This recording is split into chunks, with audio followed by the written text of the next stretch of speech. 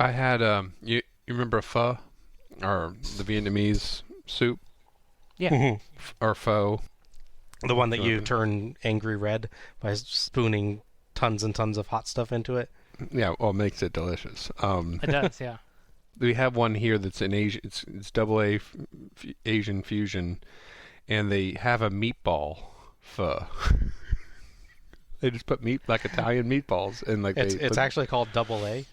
yeah, it's AA Asian fusion. So it's Arn Anderson's Asian fusion restaurant.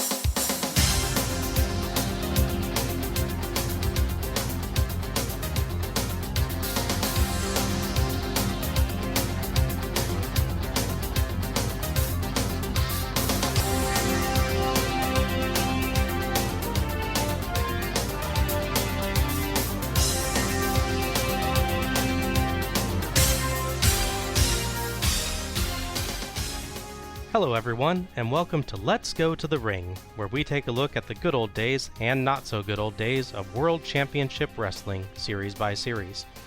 I'm your host, Bob Moore, and I'm joined by a man who'll be portraying 4 different masked podcasters tonight, Alec Bridgen. I am a man of mystery. You are many men of mystery. And the towering titan of triliteration, John Mullins. I only knew what that meant. How's it going today, guys? Good, good. Pretty good. Well, today we're going to be taking a look at Starrcade 89, Future's Shock. Starrcade 89, Future's Shock, was broadcast on December 13th, 1989, from the Omni in Atlanta, Georgia, in front of 6,000 people, 5,200 paid. Another 150,000 people tuned in by pay-per-view. Now, this is a bit of an unusual show.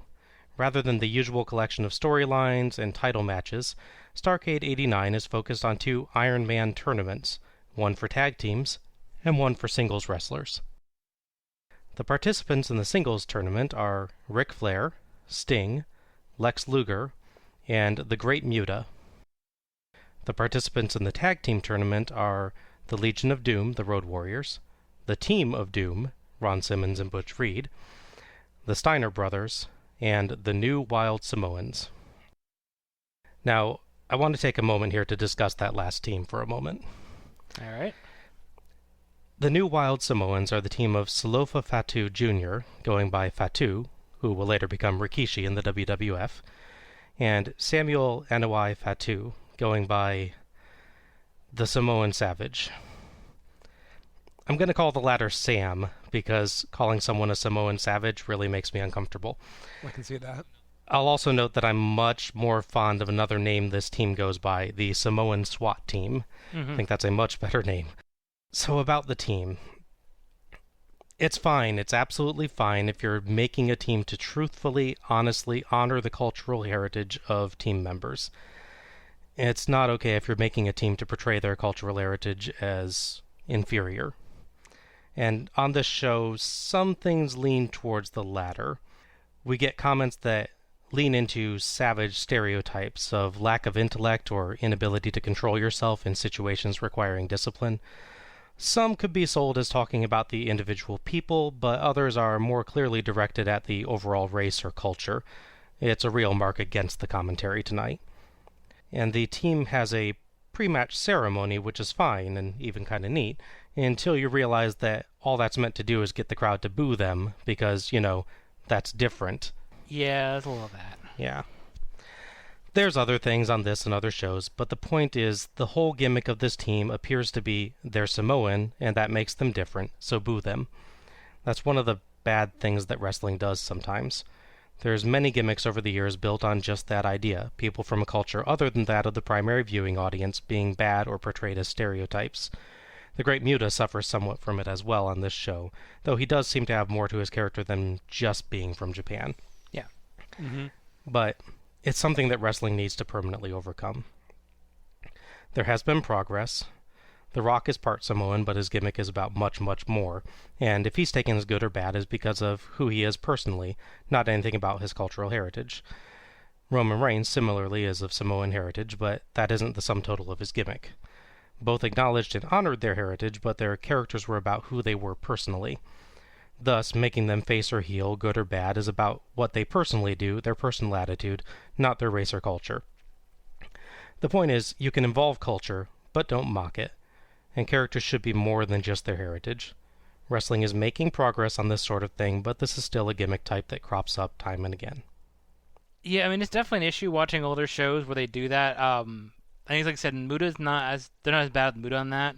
There's one point I noticed rewatching one of the matches where they refer to this idea that Muda won't give up because of his Japanese pride. Yeah. Like, I feel like you could just said pride and that'd be fine. Exactly. What's specific about Japanese pride? I don't know. Yeah. It's just comments that you really shouldn't make. Yeah, the Yeah. generalization of, Right. tropes and stereotypes and perpetuating things that don't really necessarily come from that character, but are just attributed to them, are, because it's not low-hanging fruit, it just shouldn't be fruit, but Yeah. you Good know, point.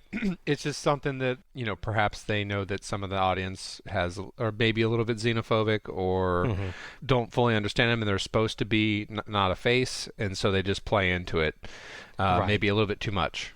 It's something that's going to crop up from time to time, and I just felt like we needed to kind of say our piece on it. Now, normally we do some coverage of the storylines for each match before discussing that match, but this time the show's all about a tournament, so the stories going in are more about the tournaments as a whole rather than any individual match. So, Al, why don't you go ahead and set the scene for the show?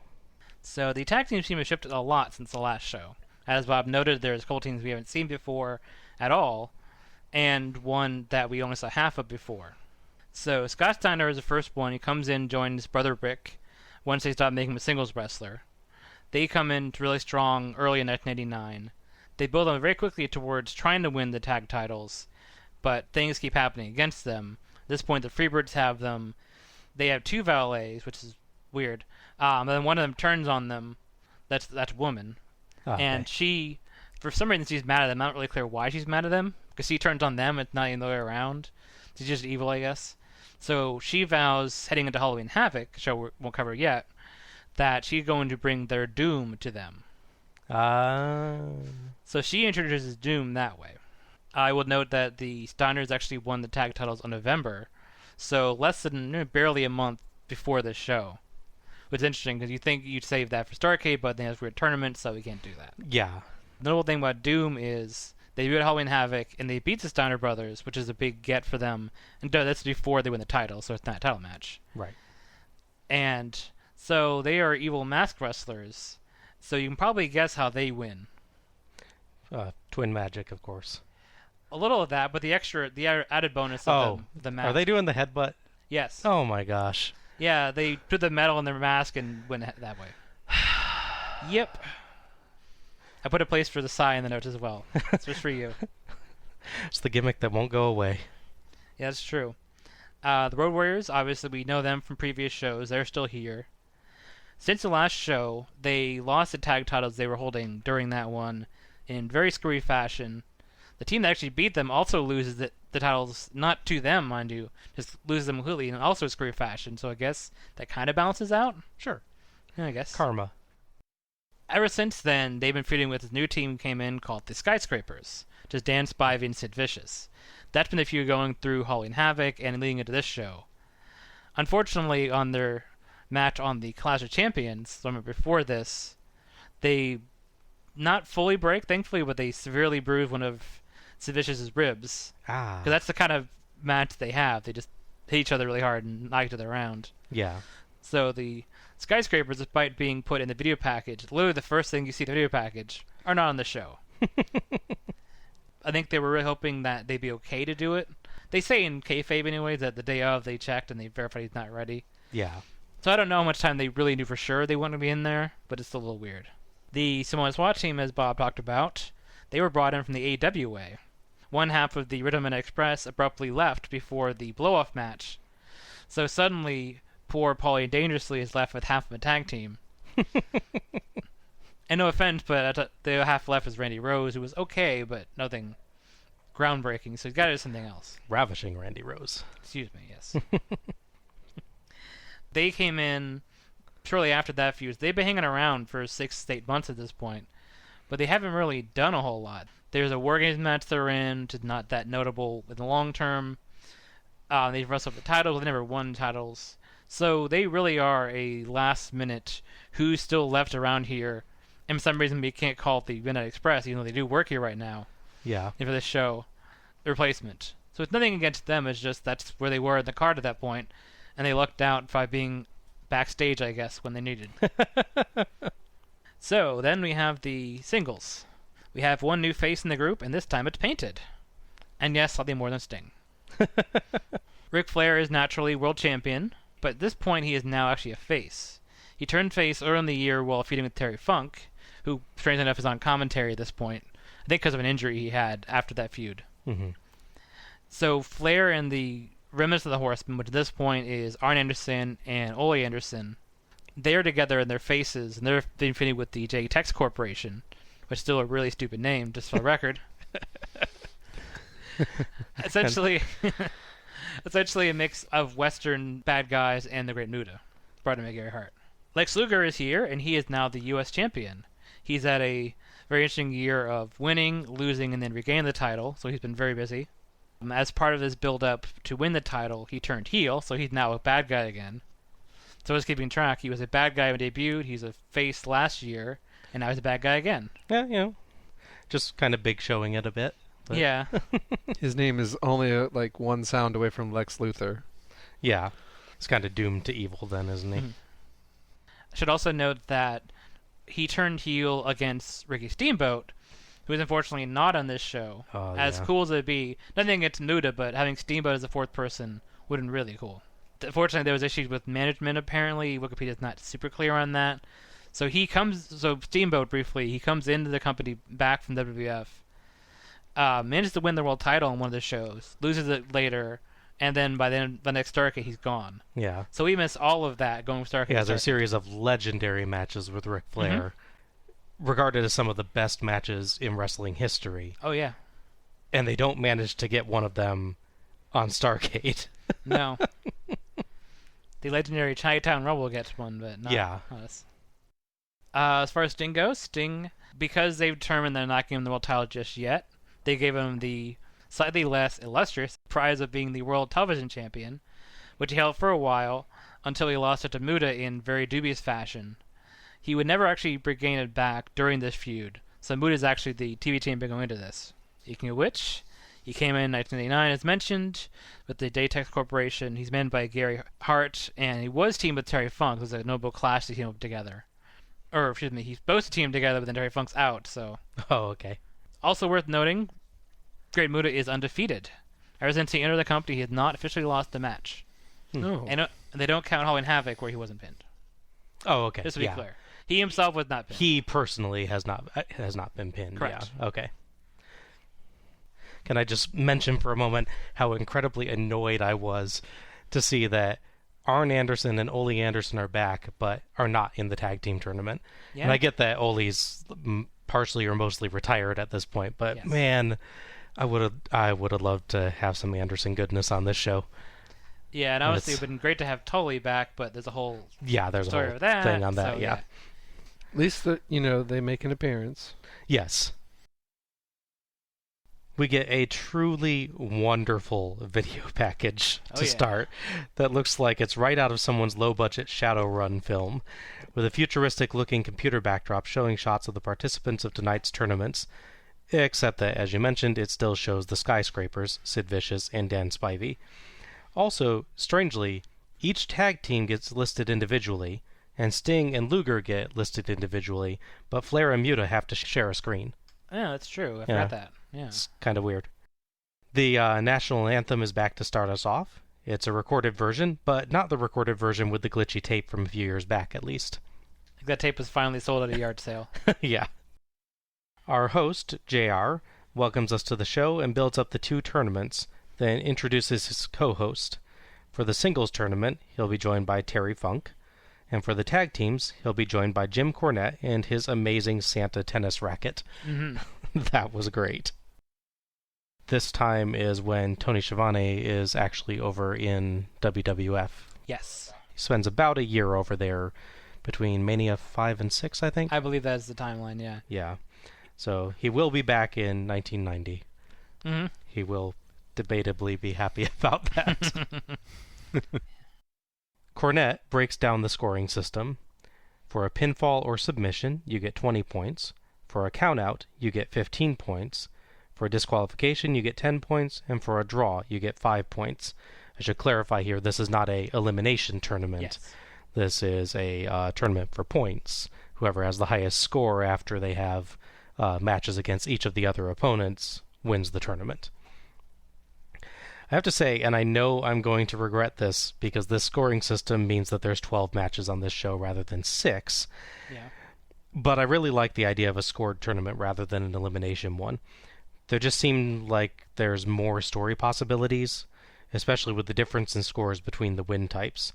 How you win can matter. A guy could get to the end with 2 wins, and so could another guy, but if one of them won by pinfall both times and the other by disqualification both times, there's a huge difference in their score. It's a pretty neat way to run a tournament. I think they also used it in the Fire Pro Wrestling games. I think there's a mode in those generally that uses this idea.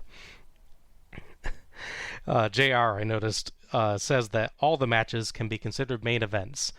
That has to be a record for supposed main events on a show. Yeah. We get the introduction of the various tag teams on a seriously awesome stage setup. Mm-hmm. Really a neat design with staircases to platforms for each of the teams. It ends with a nice little pyro display as Doom's oddly jazzy music starts playing. Let's go to the ring. Our first match is Doom, or the Team of Doom, with Woman and Nitron, versus the Steiner Brothers, Rick and Scott Steiner. Nitron, incidentally, is Tyler Mane of Sabretooth fame. Oh, you put more reveal, Bob. We'll do that later.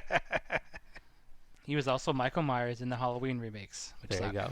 I like this match in that it's like Doom versus Wolfensteiners. It's got a video game reference in there. Yeah. That is perfect. That's great.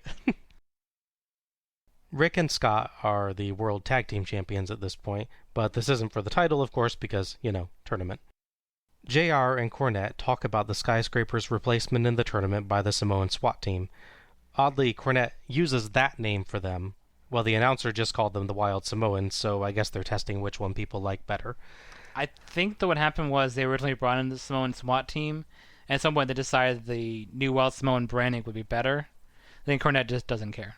We've watched some shows later on, like I think Capital Combat 90 they're on, which definitely we will have to do for this at some point. Oh, yeah. Don't spoil anything for John. I will not.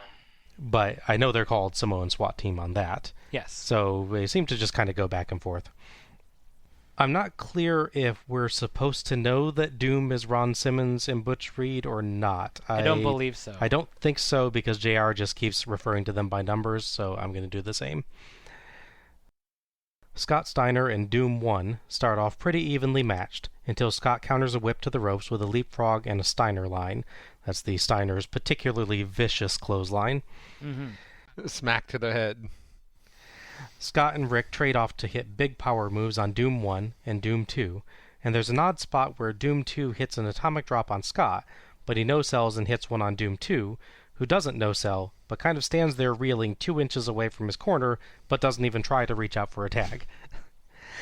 JR notes that people are still arriving for the show, which is why there's a lot of empty seats.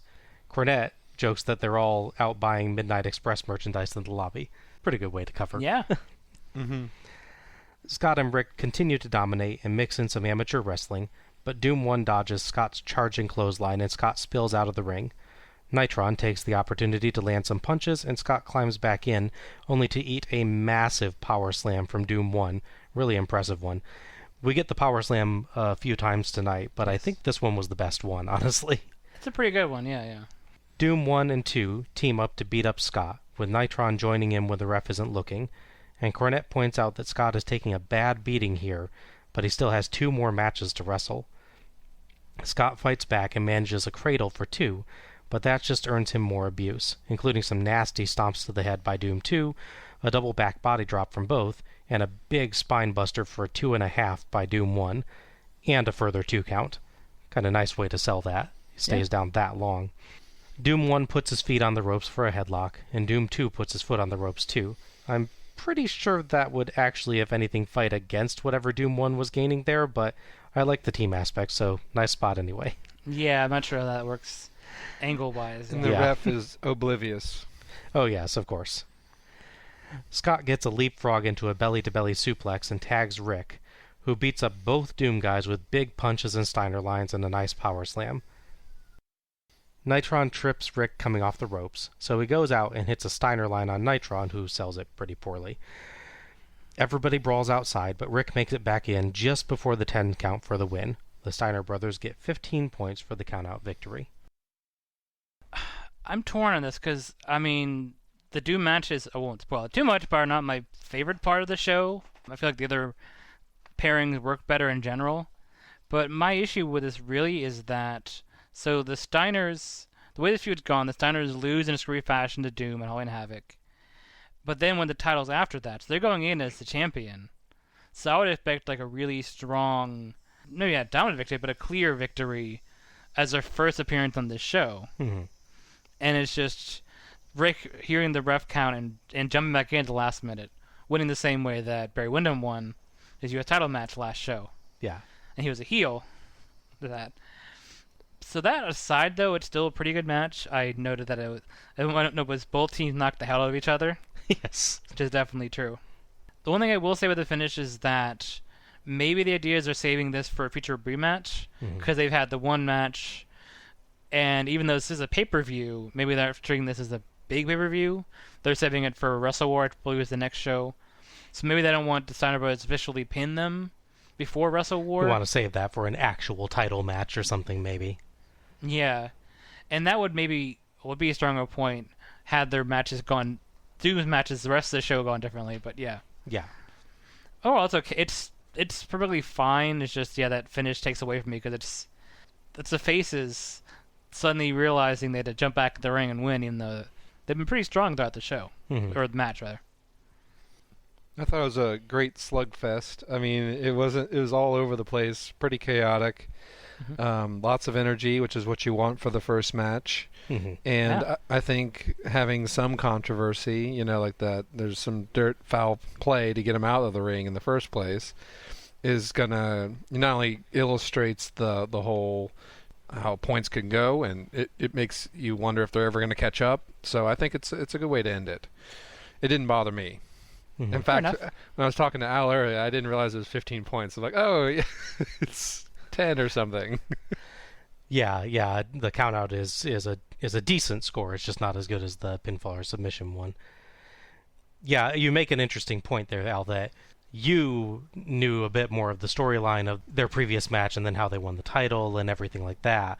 So you had a little bit more reason to want the Steiners to have a clear, definitive victory over Doom here. Yeah. Where John and I think both really only had the show storyline. Sure. So for both of us, it's a little bit neat, actually, to see there's all these different ways that matches can end, but there's actually a point to using those different ways on this show because you're assembling an interesting score-based storyline. So I think if you look at it purely from this show alone, then it's an interesting ending. If you look at it from the context of the wider Steiner storyline, then I can see it being dissatisfying, that you want something more from it. And I think they did a good job with the point spread in that, like, I don't think there was ever a point where, like, someone was over 20 points. Like the pinfall wouldn't have made a difference, or at least tied them they with managed at least it pretty well. Yeah. Like you guys said, this is a nice, fast-paced, hard-hitting match. Not a bad choice at all for an opener. Doom and the Steiners both felt like they had a ton of power, and everything felt like it had impact. Scott put in a really good showing for himself. It's the first time we've actually seen him on, for our show, and they gave him the majority of the match. Like his brother, he's powerful, but he's still quick and nimble. The Steiners both have this nice combination of raw power and amateur wrestling skills that make them a unique team for this era. Oh, yeah. There's a feeling of legitimacy about what they do here. Doom also did quite respectable work themselves as a big power team, very believable as a threat, and had some very nice double team spots. I appreciated interference from Nitron was nicely timed and wasn't overused. I did think the timing for Rick's slide into the ring was excellent. Oh, yeah, sure. However, the camera work was not. We mostly missed him actually getting in. So, yeah, overall, really nice opening match. I'm not sure that there's any other match you could have picked for the opener that would have been a better choice to get people all charged up. There's Steiner's Legion of Doom later on, obviously, but I don't think you want to open with that one. No. That's one you want to make people anticipate. Yeah, no, of the tag team ones, it's probably the strongest way to open it. Yeah. I will say one thing on Nitron, besides him being Tyler May, which is funny, is that he has this weird kind of look as a big tough guy. I don't know if you noticed that. Because it's like his jacket says big tough guy, like leather jacket looking thing.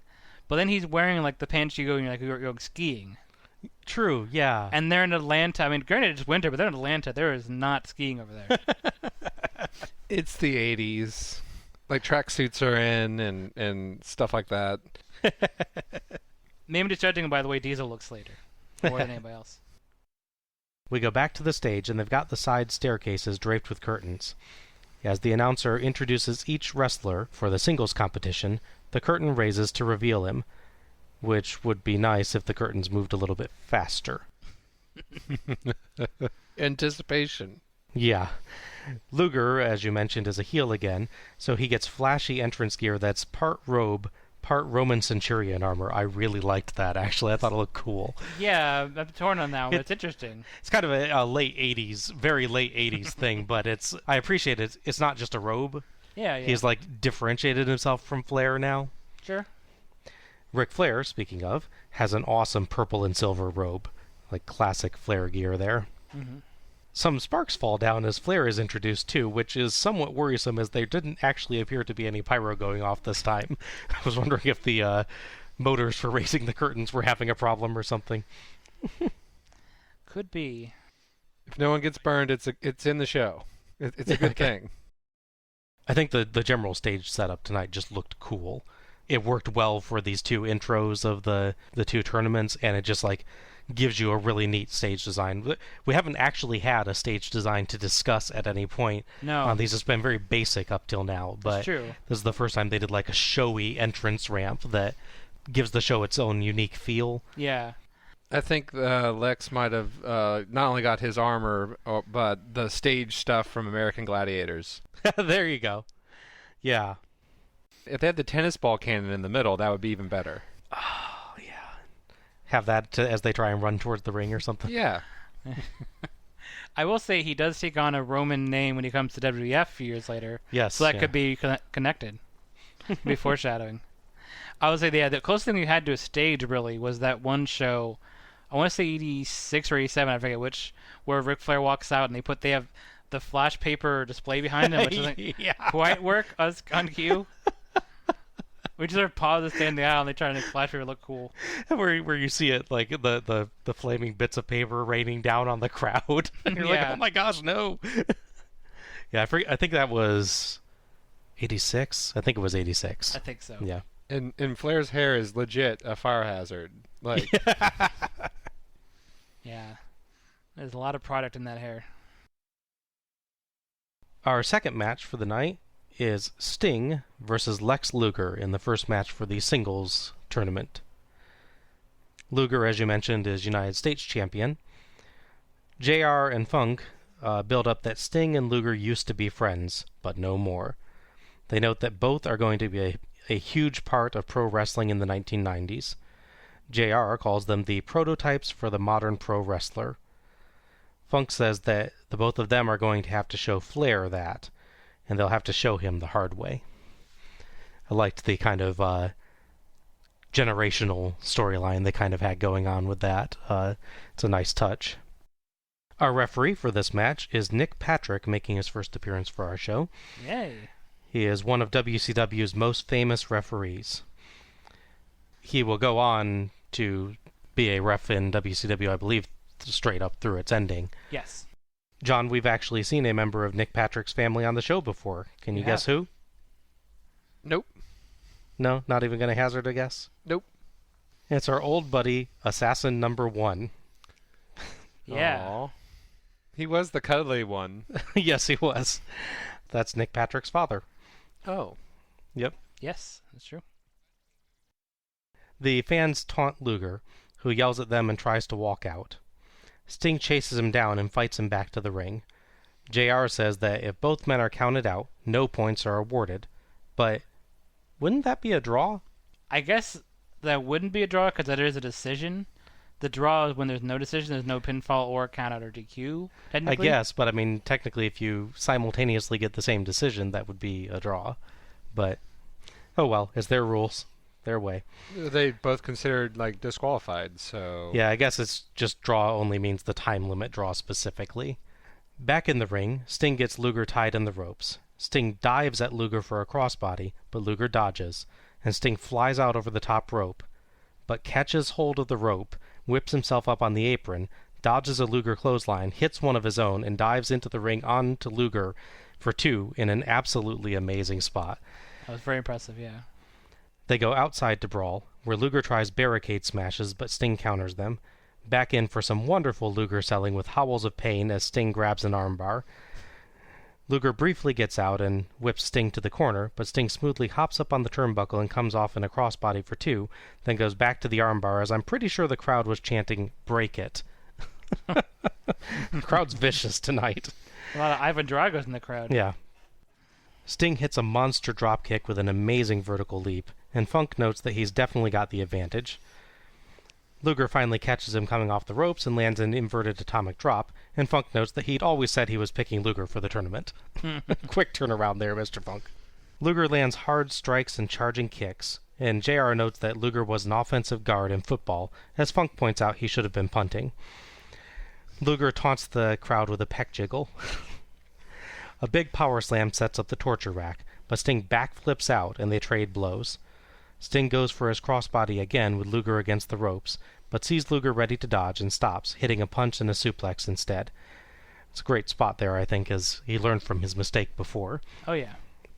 Luger tries to take the draw and stalls outside the ring, but Sting chases him and beats him up. They end up on the apron, and Sting tries to clothesline Luger in, but Luger grabs him, and they spill, kind of slowly, over the ropes, with Luger landing on top and grabbing the ropes for the 3 count and the win. Sting calmly informs Nick Patrick that Luger used the ropes, but the match goes to Luger. Luger gets the pin for 20 points. Well, that's okay. I'm sure that Nick Patrick will learn and be a good, reliable, and entirely trustworthy referee for the rest of his time at WCW. I see no reason to question that statement.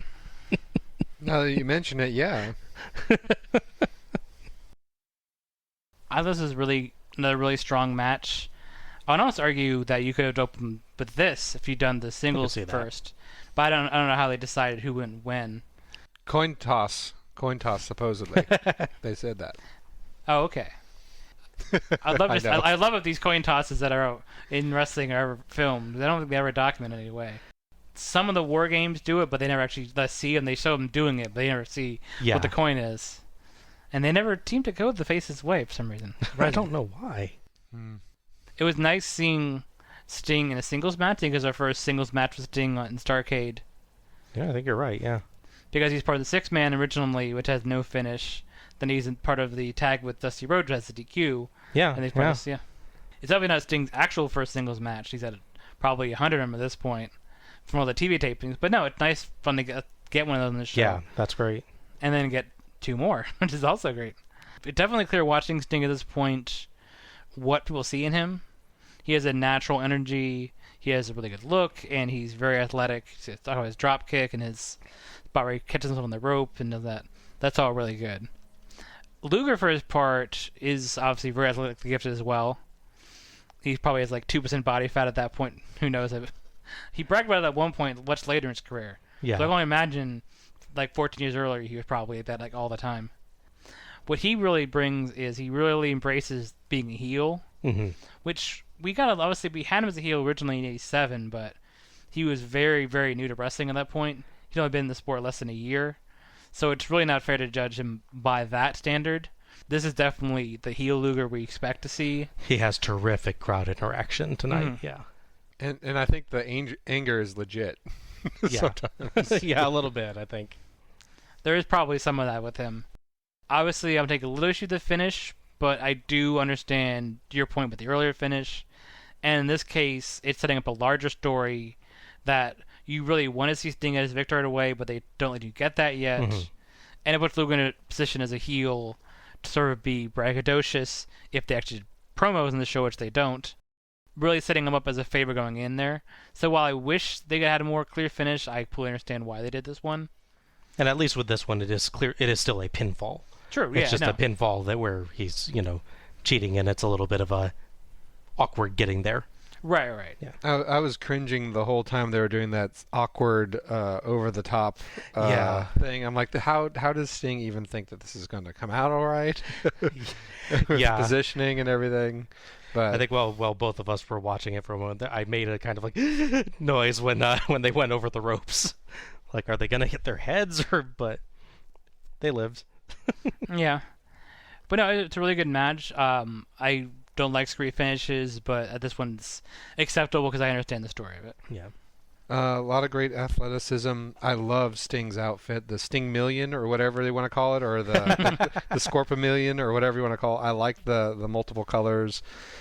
It kind of fits his style. He adapts to what's going on. He might have a mistake here and there. Like you said, like he warms up and he won't fall for the same trick twice. Yeah. So I think it gives a little bit of additional drive to the match because you see that pattern set up, and you're like, okay, is he going to fall for it? And he doesn't. How's he going to get out of it? I think that it sets good expectations. The fact that Luger is really good in his heel role and being the first match of the night, I think like it always plays up to. You want to build up a character, you need to give them some adversity right off the bat. Yeah, I agree. I think it works really well to have Luger take the first win in this tournament and to have Sting start out, like you said, with some adversity. That's going to end up giving you something to root for as the show goes on. You want the crowd really charged up for Sting, so yeah, I think giving him that initial loss is pretty nice. I mean, alternatively, is he going to just automatically lose the second match if he wins the first, just so that there is that tension here with the point system again? They're doing a really good job of building that systemic excitement. Yeah, that works. Yeah, another really fun match here. There's a lot of striking and not a ton of move variety from these two in this match, but there were some really great ideas for spots. The overall story of the match felt really solid, and I really liked Luger's fine, I'll take the draw strategy that he gets to at the end of the match. Yeah. Sting's agility continues to impress, and he pulled off some amazing moves here. And Luger, like you were saying, is a very effective foil and does a great job of riling up the crowd. The ending, like we said, I feel like it didn't quite go right. I think they thought that they could spill over the ropes a little smoother than that, but they got a little bit muddled in just how to do it to get Luger land on top. Hardly a match ruiner. It still works out, and they managed to make it look like they were legitimately struggling with each other, but it did stick out with the rest of it all being really smooth for the rest of the match. I will note this is the first match of the show where the timing is definitely suspect as far as there being 15-minute time limits. True. Yeah. So, that's the whole story is you have to do it in 15 minutes or it's a draw. They build up when they go to the final spot saying there's 30 seconds left. Starting to make this atmosphere of it's been quick or like what's going to happen. And then you look at the actual match time officially listed, it's about 12 minutes. Well, it's wrestling. What are you going to do? Yeah, it's just funny when the whole thing is built around this timeline. You have to be in this exact amount of space, and they're like, now it's 15 minutes. Yeah. Maybe they meant to say 300 seconds. It's still wrong, but it's closer. It's accurate. Yeah, true. Our third match is the Team of Doom with Woman and Nitron versus the Legion of Doom, the Road Warriors, with Precious Paul Ellering. JR points out that the matches were determined by random draw, and Doom were quite unlucky. Cornette says he wouldn't call it luck, then calls it bad luck. Huh? Animal starts with one member of Doom. JR calls it Doom 2, but Cornette says whichever one starts should be Doom 1, because if you start a match against Road Warrior Animal, you've got guts and you have to be number 1. We'll go with that then. Animal starts with Doom 1, and they shove each other around before Animal hits a big drop kick. Tag to Hawk, and he and Doom 1 face off with shoulder blocks where neither move until Hawk switches to a clothesline to take Doom 1 down. We get a great shot of Woman yelling, "What is happening?" in frustration. The camera misses a tag, which isn't great when you're dealing with masked wrestlers, so thanks for that. Hawk and Doom 2 repeat the shoulder block spot, but end it with a Hawk power slam this time, and Hawk tags back to Animal, but Doom 2 fights back and briefly takes control. Animal reverses a whip into a big boot and gets a tag to Hawk, who hits a beautiful high-angle drop kick, but misses a charge and hits the post shoulder first. Cornette, discussing a pack of wrestling writers, says that JR mentioned that one of them was the leader, but he didn't know anyone led a pack of angry wolves. I'm guessing Mr. Cornette hasn't studied much about wolf packs. I mean, wolf packs won't be important in WCW, so it's okay. The team of Doom dominates Hawk with stomps, punches, and a few double teams, alongside big power moves. There's a nice power slam in there again, and a really great diving clothesline. Woman gets involved too, holding on to Doom 2's feet when he puts him on the ropes for a headlock for leverage. They get a lot of 2 counts, some very close, but they can't keep Hawk down. Hawk finally fights back, but Doom 1 cuts him off and attempts a body slam, only for Hawk to come down on top and tag Animal. Animal in for a flying shoulder block, then a massive power slam. Everyone in and brawling, and a Doom member tries to get Animal for a pile driver, but Hawk dives off the top rope for a clothesline, and Animal gets the 3 count for the win and 20 points. Woman is not pleased. I thought it was pretty good. I feel like I liked the first tag match better with Doom, with Steiners in them. Nothing really goes wrong here. The closing that really arguably goes wrong is that one Hawk dropkick, while really impressive on the height, does seem to barely connect with the other guy. He nearly clears his head entirely, doesn't he? Yeah. They he was aiming for El Gigante, and then he just thought it was somebody else. But no, nothing really goes wrong in this match. But no, I didn't feel like there was a lot of spark between them. Some teams just sort of gel really well together, especially what we'll see later, and I saw before. But there's nothing bad, but there's nothing special with this one for me. It's decent in what I do. They don't have a lot of story to it. It's just we're both really strong guys, knocking each other around. I will say, I want to be repetitive. I take issue with the finish, but not for the same reason I normally do. I take issue with the finish a little bit because Legion of Doom, at this point, are faces, just to be clear. Despite the fact that, they tried to blind Dusty Rhodes less than a year ago, they're good guys again, because wrestling. He got better. Yeah. And he got a new job, yes. And a lovely set of polka dots. Oh, yeah. So they're sort of playing good guys here. They're strong, dominant good guys. And they win by one guy jumping and hitting a guy while he's not looking, and the other guy pinning him. Which feels like if that was reversed and Doom did, he'd be like, man, those evil Doom, they snuck up on them.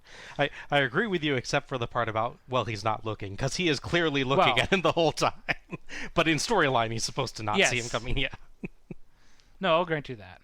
Otherwise, it's like nothing bad. It's kind of in the middle for me. I know the pairing didn't spark as much for me. Okay. That's all. What you said earlier, they were doomed to have any charisma together on both sides.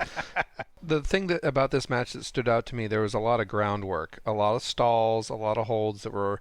Yes, you had high flying stuff from Hawk and big, powerful, very smooth suplexes, but I noticed that they spent a lot of time just crawling around the mat, and I don't know if that's just like to save some strength or just drag out the match or everything, but it wasn't as energetic as all the ones before. I mean, yes, there was big moves, but it just was spaced out. I didn't think it amped, even though I love Legion of Doom. Mm-hmm. Mm-hmm. And I actually kind of like the athleticism of other Doom. And that's not confusing at all, is it? No. I didn't know if they're going to play like on something like they were the usurpers. They're going to take over their title, their name, and everything, and demolish them. I don't know if it's actually even that well thought out, given that they can't give Woman a name. I don't know if it's insulting or if it's empowering or what, but it's just odd. Yeah. It's it's like they wrote out like we'll give her a name, and it just says Woman says this, and they just never changed it. They're just like yeah, basically. Well, it's the first from the first draft of the screenplay, they never filled in the character name. Yeah. No, but I mean, she's a good actress. She does a good job in her role, but it wasn't anything special for me. Mm-hmm. And that's hard for me to say for Legion of Doom match. Compared to the previous match, it might be that they haven't worked together as much. Because as we noted, the Steiners fought Doom at least once in a big review, which probably meant they did several house shows in the circuit, true. building up and probably for TV tapings of some form. Whereas I don't know if Legion of Doom actually wrestled Doom directly at all before. They probably made at some point, but not that many times. So it could be they just don't have experience working together, so they would stop and set up whatever next spot they want to do is. Say what they want to do next. Kind of disguise it that way. Yeah. The match was slow except for the very end when they kind of do the whole free-for-all and the ref is like, what do I do? Who's really tagged in? And I think that fits both their styles really well, and it's a good way to end the match. Yeah, I think I'm with you guys on this one. It's a decent big guys versus big guys kind of match, but while there's some nice spots here and there, things just didn't kind of click for me. Again, I can't put anything really together on exactly why, but it just doesn't seem to quite work. There's not really any cohesive storyline to it beyond the standard tag match story. There's nothing to make it more than that, I guess. Mm-hmm. The formula is quite visible here. It was somewhat in the first tag match too, but that one had some more surprising moves to make up for it and some more energy. It's not too hard to understand, as Doom has been in one match already, so they might be a little bit tired, understandably. The ending spot I did kind of like, actually. I thought it was pretty cool, even if, the Doom member that got taken down really clearly should have seen Hawk climbing. He is totally looking his way the entire time. But this just wasn't what it could have been. It feels like it maybe if Doom hadn't already had a match, or, like you said, if they had more experience working together. I don't know, but it feels like there's a better match to be had between these two teams. Nitron had some interference in the previous match, but in this one, his role is just stand with his arms crossed, and then just stare at the ring. Well, they saw how he sold that Steiner line, and they were like, oh, God, if either Legion of Doom member hits you, you'll tick them off, and they'll really hit you. Yeah, it's weird that he's not involved at all. Yeah. And now you say that, I didn't think of that. I didn't actually think about it while I was watching the match, but looking back at it afterwards, you're like, oh, yeah. He didn't do anything. No. Huh. Weird. Not even once. Our fourth match is the second match of our singles tournament. It is the Great Muta with Gary Hart versus Ric Flair with Arn and Ole Anderson. I was very happy to see those two come walking down the entrance ramp again. I was very sad, as I mentioned earlier, that they weren't actually in the tag tournament. But, at least they're there. Oddly, they've added Copeland's Fanfare for the Common Man in front of Ric Flair's usual Sunrise fanfare from Strauss's Also Sprach Zarathustra. It's kind of weird. It's a cool piece, but why is Ric Flair, of all people, using a theme that says For the Common Man? I mean, that's kind of exactly the opposite of his gimmick. I would understand Dusty, but... Maybe it's a weird dig at Dusty for people that know classical music. Maybe? I don't know. I think it's a licensing thing. I don't know. During the entrances, we get shots of Norman the Lunatic. Oh, yeah. Dressed as Santa Claus, because reasons. I fully erased him from my mind. They said the season is close. The season is near. Yeah. Just to be clear, because he didn't come up on the show at all, Norman the Lunatic, as you can probably guess by his name, his gimmick is that he's a mental patient. Yes. I don't know if he's a good guy at this point. I guess he must be. He's handing out candy. I assume that since he's handing out candy to children, he's a good guy. But his original, when he came in, he was managed by Teddy Long. Teddy Long would bring him to the ring holding a giant key. The idea being that it was the key to his cell, so at any point he could throw him back in his cell. And so this is the guy you have interacting with the fans at ringside. Yes. Just saying. Ric Flair is currently the world champion, and the Great Muta is so far unpinned. Mm-hmm. We get a lockup to start, and Flair whips Muta to the ropes but gets shoulder blocked down. Flair tries a hip toss, but Muta punches him in the eye. Muta shoves him to the corner for kicks and hits rapid punches. Whipped to the other corner, and Muta hits his handspring elbow. Elbow drop by Muta, and he steps on Flair's face.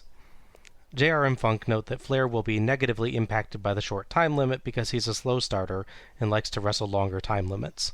Flair wards Muta off with a kick and they trade chops. Flair wins that competition and hits an inverted atomic drop, then a shin breaker, and then gets the figure 4. Muta doesn't quite seem to sell it at first, but he does after a moment or two. Flair breaks the hold as Buzz Sawyer and the Dragon Master come down to the ring, but the Andersons take care of them. Back in the ring, Muta hits a backbreaker, then comes off the top rope in a moonsault. But Flair gets the knees up, and that stuns Muta long enough for Flair to get the 3 count and the win for 20 points. It's one of those matches I feel like I'll talk about the match longer than the match even itself takes place. It's a very, very short match. Yeah, it may not come across in my notes, but yeah, it's very short. Yeah, it's a minute 55 according to Wikipedia's official match time. So yeah, I mean it's weird that that's Muta's first match on the show, and it's his first loss in like 8 months in the company. I note that as a good match that is played in fast forward. And also the interference is just to add extra to that. This is how Muta's streak ends? I mean, this company, as we'll see later, is not great with streaks and how you end them. My issue is just, it's Muta and Ric Flair, which I don't think I'm sure we got later at some point, but we didn't get very often. Mm-hmm. And it's kind of a shame that we only get it here in less than 2 minutes. Yeah. It really should be a great match. As it is, it's a series of interesting spots, and then just the match is over. Kind of a shame. I'm not going to say anything bad about Ric Flair, but I really enjoyed Muta. I just didn't expect things to go that way. He was clearly the aggressor the whole match, and there's a lot of athleticism to him, and he kind of reminds me of like a luchador. I think it's just his movements. It obviously has some sort of martial arts influence, and it's a shame if this is his first loss in 8 months. And I know that Rick needs to do his thing, but I would have liked to see a different outcome. I feel like if they weren't going with a story where Sting has to come from behind, that Sting and Muta would have been a stronger first match for Muta, and it would play off the story because Muta and Sting wrestled multiple times in the pay-per-view, and Sting could not get his win back over him after losing the title. Yeah. Yeah, what a weirdly short match. I kind of get why you might do it, that these guys both have a lot of matches ahead, so you might want one to be short. I don't know, but considering, like you said, this is Muta's first pinfall loss in the company, and you'd think that they would want it to feel more epic. Rip the Band-Aid off fast, I guess. I did appreciate that at least since it was going to be short, they made it really, really fast-paced. This is straight action from beginning to the very quick and sudden end. But overall, it felt underwhelming, and I didn't really get a good sense for what Muta could do in this match, despite seeing some of his flashier moves here. What I saw of him did look good, at least. It's well performed, it's just really short without time to build to anything or seem significant. It's notable with Muta, I think, as far as our viewing anyways, is that I'm trying to think of the closest thing we've had to a moonsault at all on the previous Starrcades. I don't think we've had one. Yeah, Bam Bam I don't think does his moonsault, he does his splash. Right. We have top rope moves, from whether it's Flair or other people, but I don't think we've had a moonsault. Yeah. Anybody. And his is beautiful. Oh, yeah. He does a good job with it. It's kind of a shame that this big thing for us is also his downfall. Mm-hmm. It's like, wow, it's really cool. Oh, never mind. Well, it's like we haven't seen Lex Luger successfully use his torture rack yet either. That's true. And that's a cool-looking submission hold, but it's just like, it's his big move. Oh, it literally never has worked yet. Okay. It's like if Flair doing the crossbody never didn't work the first time, and just skipped right to it never working again. At least you got to see the Andersons. Yeah. I did get to see Arn Anderson punch somebody, so I'm a little happier. Yeah. No, I was rooting for Muta all 2 minutes of it, so... Yeah. Our fifth match is back to the tag tournament, and we get the Steiner Brothers versus the Road Warriors with Paul Ellering. Scott has new gear on as he comes down to the ring, but Rick is dressed the same. But he smells great. Oh, he probably has like 85 copies of the same outfit backstage. I hope that's what that was. I hope so, too. JR says that this is the irresistible force versus the immovable object, and that this is the current champs versus the former champs and those regarded as perhaps the greatest tag team today. Cornette chimes in that it's the insensible force versus the illiterate object. That's Cornette for you. Always ready for the sharp comment there. He really builds you up. Yeah. Scott and Hawk start off, with Scott out-wrestling Hawk, but Hawk holding his own with power. There's an amazing spot where Hawk catches Scott's leg on a kick, but Scott smoothly flips sideways, rolls, grabs Hawk's leg, and takes him down all in one motion. Cornette is actually amazed by that one, and so was I. Oh yeah, absolutely. Hawk does better against Rick, hitting a massive clothesline that flips him end over end, but it takes too long to go for the pin, and he only gets 2.5. Animal gets in, and Rick proves that he knows hard clotheslines too, as he nails Animal in the jaw with a Steiner line. Again, Animal fights back with power, but Rick reverses him with skilled wrestling, switching up a belly-to-belly suplex to hit his own. Scott and Hawk back in, and Hawk finally manages to overpower Scott, military pressing him with ease to start a more sustained assault. With Animal in, though, Scott still manages a sudden belly-to-belly suplex for 2 7/8, but gets too eager on a charge in the corner and eats a massive clothesline that knocks him flat. Cornette notes that Blue Cross Blue Shield Insurance will be the biggest loser tonight, as they're going to be paying some medical bills. Hawk back in to continue the attack, including a great gut-wrench suplex, but Scott turns things around again with a belly-to-belly off the top turnbuckle. It takes him down too, though, and Animal is in with a bear hug. The Road Warriors press the attack hard and land strikes in a big power slam and elbow drop before Rick saves, and it all breaks down in a brawl. Cornette proclaims, "I'm going with the Road Warriors. I'm always right about things like this." The Road Warriors go for the Doomsday device, but Animal's grip on Scott is weird, and Scott gets his shoulder up while Animal's is down, earning the Steiners the pin and 20 points. Cornette wonderfully says, "No, it couldn't be. I'm always right." JR says, "Not this time, pal." The crowd is really, really torn about how to react to that one. Oh yeah. It was a really nice clash of styles here, because obviously the Road Warriors, it's not they don't know wrestling moves at all, because obviously they do, but they're definitely not known for that. They're known for throwing you around, just punching you and knocking you down. So seeing them fighting someone that really does suplexes and that kind of stuff is really neat to see. Because the question comes in with them is, can they keep up with that? Mm-hmm. Sometimes they can't, but sometimes they actually can. To their credit, the Warriors do pretty respectable showing. Obviously, they're going to be the Steiners in that regard. But hey, it's still pretty good. Mm-hmm. Yeah, the key for me was just that the Steiners out-wrestled them. I think it's funny because they just talked about how they don't ever do the Doomsday device. And then they try to do it, but they intentionally do the move wrong just for this finish. Mm-hmm. Because the way it always works is you hold them and they let them go. They don't fall back with them like that and hold them into a pin. But for some reason they decide to do that, right? And this time it doesn't work. It didn't take away from the match at all. It's just kind of a funny side note for me. It's really fun to watch the match, though. Mm-hmm. And here I thought the Hawk was the one that did it wrong. I mean, I know that it ended up that way, but you're right. They don't hold them like that. Mm-hmm. I like the opposing styles. Both are clearly good at what they do. Hawk and Animal are usually pretty domineering, but the Steiners give them a really good run with a lot of finesse. Still just huge, strong moves on both sides. One's strikes, one's actual wrestling. And at some point, I keep on thinking they're going to do like something football related because the way one Steiner do that 3-point stance, like he's going to charge him, like waiting for some imaginary ball to be hiked. Yeah. I like the back and forth, and, there's a lot of tension in that match for me. Yeah, it's two really, really good teams, and the crowd clearly loves both of them. So the crowd, can't pick between the two of them for the duration of the match, which is a pretty neat crowd reaction you get, absolutely. I think, during it. Yeah, this was a heck of a fun match. It had a great story, emphasized really well by the announcers that it's technical expertise versus raw power. The Steiners, particularly Scott, show off some excellent wrestling work, and they keep the Road Warriors off balance. They're always able to twist away the power advantage at just the right moment, but the Road Warriors are always tough enough to just keep on coming, and the Steiners can never get them in a solid lock or hold to wear them down. Both teams hit some absolutely massive moves to each other, and they just had an energy to it that made it a really easy watch.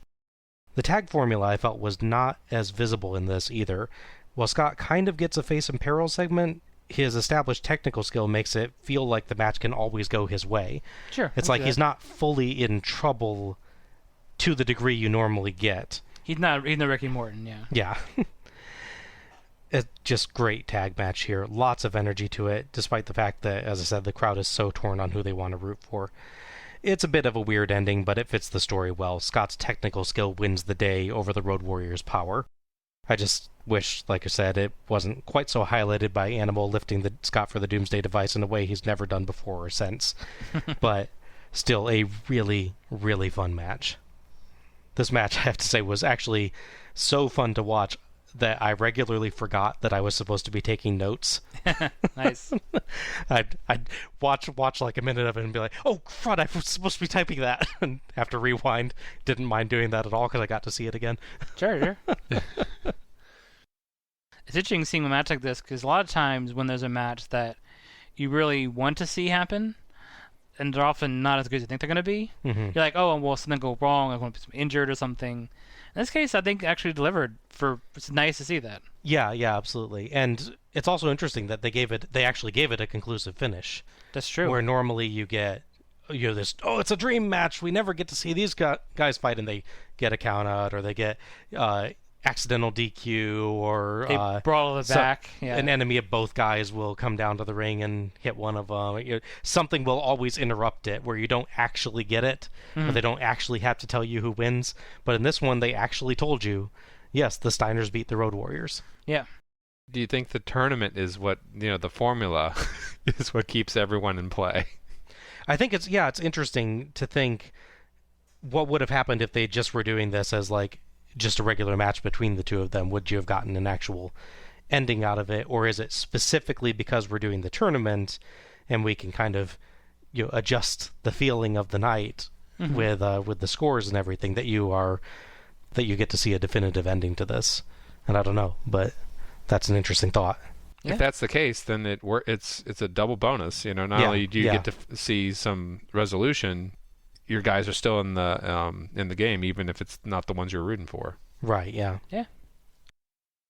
Our next match is back to the singles side of the night, and we are watching The Great Muta with Gary Hart versus Sting. Neither man has touched up his face paint as they come out. JR and Funk talk about the fact that both of these men need a win. They both lost their first match. Muta sprays green mist in the air and dyes his hand green. They have an interesting, cautious start as they look for openings, and Muta forces Sting back with a quick kick. Muta gets a full Nelson on Sting, but he twists out of it into his own on Muta, who backs him into the corner. Sting breaks and tries to protect himself in case of the usual sort of back elbow or punch, but Muta hits a mule kick instead. Clever. JR and Funk build up that Muta's first loss might have shaken him, but Sting probably used more energy in his longer first match. Great commentary there. Yeah, absolutely. Muta gets a headlock takedown, but Sting fights to his feet and they rapidly run the ropes as Muta hits a shoulder block, but Sting fires back with a monkey flip, clothesline, and snap suplex all in moments. Sting smoothly leads into the Scorpion Deathlock, but Muta scrambles and grabs the ropes before it can be applied. Muta rolls out and takes a walk to get focused. Muta gets back in and he rakes Sting's eyes. Back body drop, snap mare, and a really fast elbow drop all lead into some kind of amazing double chicken wing arm lock with bridge that looked really, really cool. The fans chant for Sting, and he struggles, then finally forward flips along the ground to land on Muta's chest to break. Sting lands rapid strikes and a military press for two, and his own high-jumping elbow drop before grabbing a chin lock. Muta pushes him into the corner and lands shoulder blocks when Sting tries to break. Nice touch, he varies up how he's hit Sting from before to keep him guessing. Hart tries to tell ref Nick Patrick that Muta can't understand counting in English, so Patrick has to let him see his fingers. I don't buy that for a second, but Patrick gamely tries it. Muta gets Sting down and goes for the moonsault. Sting dodges, but Muta lands on his feet and nails a jumping spin kick to Sting's face.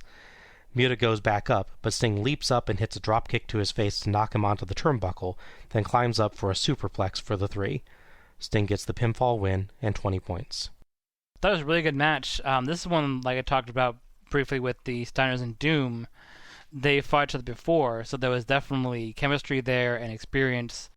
And obviously in this case, they worked a lot more together than the Steiners and Doom have.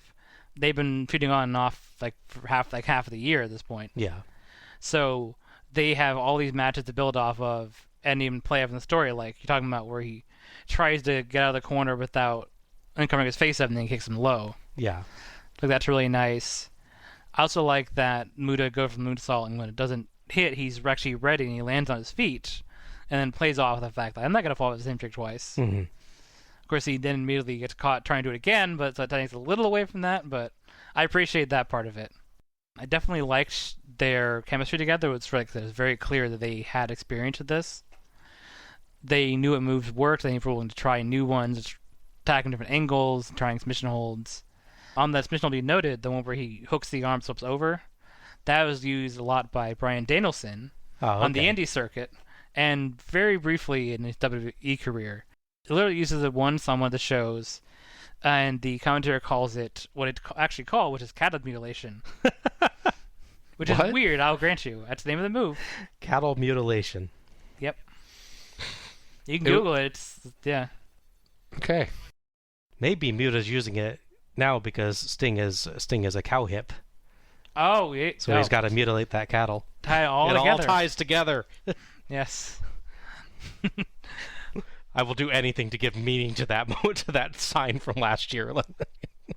I will note that I understand there's a difference between backflipping and landing on your stomach on a guy versus some being thrown off and landing on your back. But I think it's a little funny that a guy whose finishing move is flipping off the top rope and landing on his body gets taken out by a different move that's going their direction. Yeah, true. You think he'd be the most resistant to a superplex ever. He'd be like, yeah, nothing. I don't feel a thing. But no, it takes him down. I don't think it was an intentional storyline thing because Wyndham's not around at this point for a number of weird reasons. But it's notable that that's Barry Windham's finisher before he left and when he comes back. So it's kind of weird seeing Sting do that. This is the most anticipated one when I was looking at the matches together because I wanted to see a new character and I really like Sting, and so I was going to like Muta versus Sting. They both show both speed and power in their own way. Mm-hmm. With Muta, it's probably a little bit more finessed, and everything looks very fluid. And not to say that Sting, isn't fluid at all. I'm just saying, like, both of their styles shine. I was a big fan of, I guess, cattle mutilation, or I was like, it looked like a reverse full Nelson, so it was like a fool Nelson or some like some sort of overarching thing, but.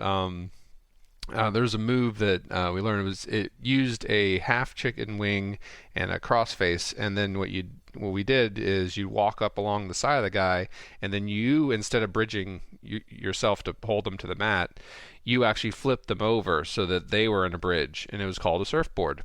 Mm. I know that one looked a lot more painful for all participants. Yeah. But that's what it reminded me of, and I was really hoping for Muta for that one, and I love Sting, so I mean there's no wrong outcome. It was neat to see some of the creative mat work from Muta, because you're used to that he's good with like the kicks and everything. You got to see that with him and Flair, and he's got the agility with the moonsault and all. But seeing him able to put on this like really interesting creative mat hold as well. He's a very well-rounded wrestler, it feels like. Would you? Yeah. Mm-hmm. I can see that being a moment that spoke to you with your wrestling background yourself. That caught your eye. That's neat to hear. Yeah, in matches, they actually, during the year that we were taught it, they actually banned that move, and because if you do it wrong, you can really torque someone's back when you're doing because you're laying on them, and then if you don't walk far enough up, when you go to bridge them, they can get stuck on the mat and really hurt themselves. So yeah, so you only do that move if you're a heel and the ref isn't looking, right? No. It was a hard setup, but it was one of those things like it's not something you would expect to happen, so it worked the 3 or 4 times we did it in a match. Oh, cool. This was a fast-paced, really, really high-energy match between two excellent performers. Great mix of action here, tons of variety, all at high speed the whole way. considering that both of them have fought once tonight, and I know that Muta's match was short, but let's face it, it was at quite a fast pace too. I really wasn't expecting them to just go full tilt this whole match. I felt like this was one match where I kept getting more out of it as I watched it more times, noticing the subtle points in their performances. Really nice ending too. Muta learns from his mistake earlier in the night, but Sting is still able to surprise him in another way. It's a showcase for both men, and like you said earlier, Al, I wish this had been Muta's first loss. Mm-hmm. This had the big match feel that I felt needed. And yeah, if you'd switched this and Flair's match, I would have had a much better feel of, oh, Muta took his first loss, but man, it was a good match getting there. Where with the Flair one, it felt kind of underwhelming.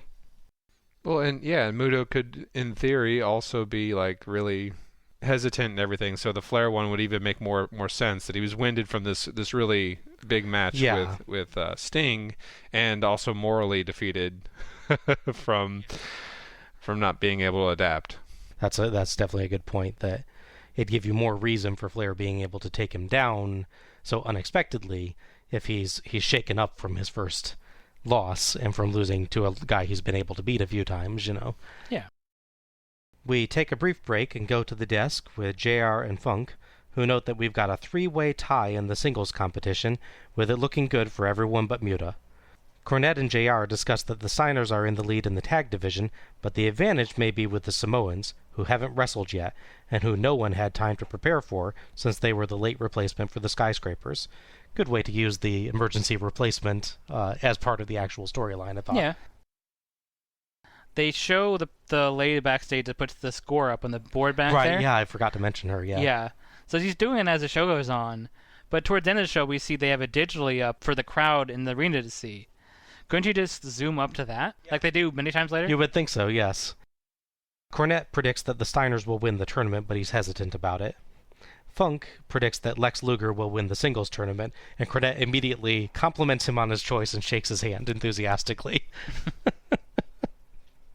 I do like the bridging commentary that is JR in both segments. Yes. So you're not disconnected like where they had the two different arenas and they were kind of two different commentary teams.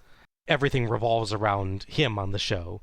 He has this very reliable voice that just provides straight commentary on things, and then Funk comes in to bring his commentary and analysis and all, and Cornette comes in to bring his commentary and analysis. So yeah, it works quite well, I think. I think from that standpoint. JR is somehow both an anchor and a man, but I can't think of a way to combine those two into one word. I'll come to me later. Yeah. Sailor. Thank you. There you go. JR is Popeye. The 7th match is the Samoans in their first match of the night. That's Fatu and Sam with Sir Oliver Humperdinck, the Big Kahuna, versus the Team of Doom with Woman and Nitron in their last match of the night. JR and Cornette talk up how Doom is really only able to be spoilers at this point. With 0 points and the Steiners already at 35, Doom can't possibly win, but they can damage the Samoans' chances. The Samoans do their pre-match ceremony and get booed. I've already made my thoughts clear on that, so I'll leave off. Cornette points out that it's Doom's third match and the Samoans' first, so advantage Samoans. Doom won. I'm not sure if we're still basing this off of the number one is whoever starts theory now that Animal's no longer involved, but Doom 1 starts out against Fatu. They wrestle for control and are pretty evenly matched. Doom gets a body slam, but Fatu gets a running power slam. They trade headbutts and it dazes both, so their partners tag in. Sam and Doom 2 brawl, and Sam does well at first, but a missed splash off the top rope slows him down, letting Doom 2 and Doom 1 trade off to take solid control. Cornette says that Woman has lit a fire under Doom's mask, which sounds kind of painful. Sounds very painful, yes. Sounds like they were misquoting. Yeah. Sam fights back intermittently, but the members of Doom tag in and out quickly and keep hold of him as they do. There's some kind of flashes of Anderson tag work there. And Sam really can't get anything going. With the ref stopping Fatu from getting in, Doom double-teams Sam, and at this point I lost track of which Doom was which. So did JR, so I didn't feel as bad. Sam dodges a shoulder block off the second rope to tag Fatu, and Fatu lands rapid punches and a charging flying headbutt for 2, but the other Doom saves. Everyone brawls, and Fatu and one Doom knock heads in the melee. Doom goes down, and Fatu wobbles, but Humperdinck quickly reaches in and pushes Fatu on top for the 3 and 20 points. We get a great seething, angry look from woman. She just looks absolutely enraged. Well, the fact that she and her team were just outsmarted by a guy called the Big Kahuna really should understandably make you mad. This is definitely the weakest of the 3 Doom matches for me, which is kind of a shame. Definitely slower pace to it overall. I can at least appreciate they really break on the story that Doom, even though they can't win, is at least showing good teamwork here. Mm-hmm. That they're essentially making the Samoans the faces. I don't know if they actually are faces at this point. I think they're supposed to be heels, but... They get booed during their pre-match ceremony, Right, so I'm guessing they're heels too, yeah. Okay. I can appreciate at least that they're in a situation where they're both heels, so they go, let's just make sure that they think one of us is the face. Mm-hmm. So I can at least applaud them for having that chemistry there, even though none of it really stuck for me. It's not that memorable. I do like at least the creativity of the finish. It's weird that they're relying on the headbutt dazing a couple times in one match, though. It's like they only have so many ideas, I guess. But at least the way it works is it's just creative and interesting. Mm-hmm. Weirdly, my issue is normally I like a match a lot, and then when there's a screwy or shady finish, it takes away from me. In this case, it's actually a much interesting part of the match for me, so it's a fun invert, I guess. It's all about the variety. Yeah. I liked that they both did the similar tactics and who's really tagged in kind of thing. Tried to pretend that I almost call them assassins. It's because it's the same premise. True. Doom or its sequel, sometimes don't tag in and they just let the other person take over. So there's always a fresh person on the mat. The Samoans, they're always picking some fight with the ref, so he never sees it. It's not like he's totally blind. There was some good athleticism from both sides, but it didn't really have any real excitement for me. Yeah, it's kind of, this is the 2 teams that we're least familiar with, I think. Yeah. Mm-hmm.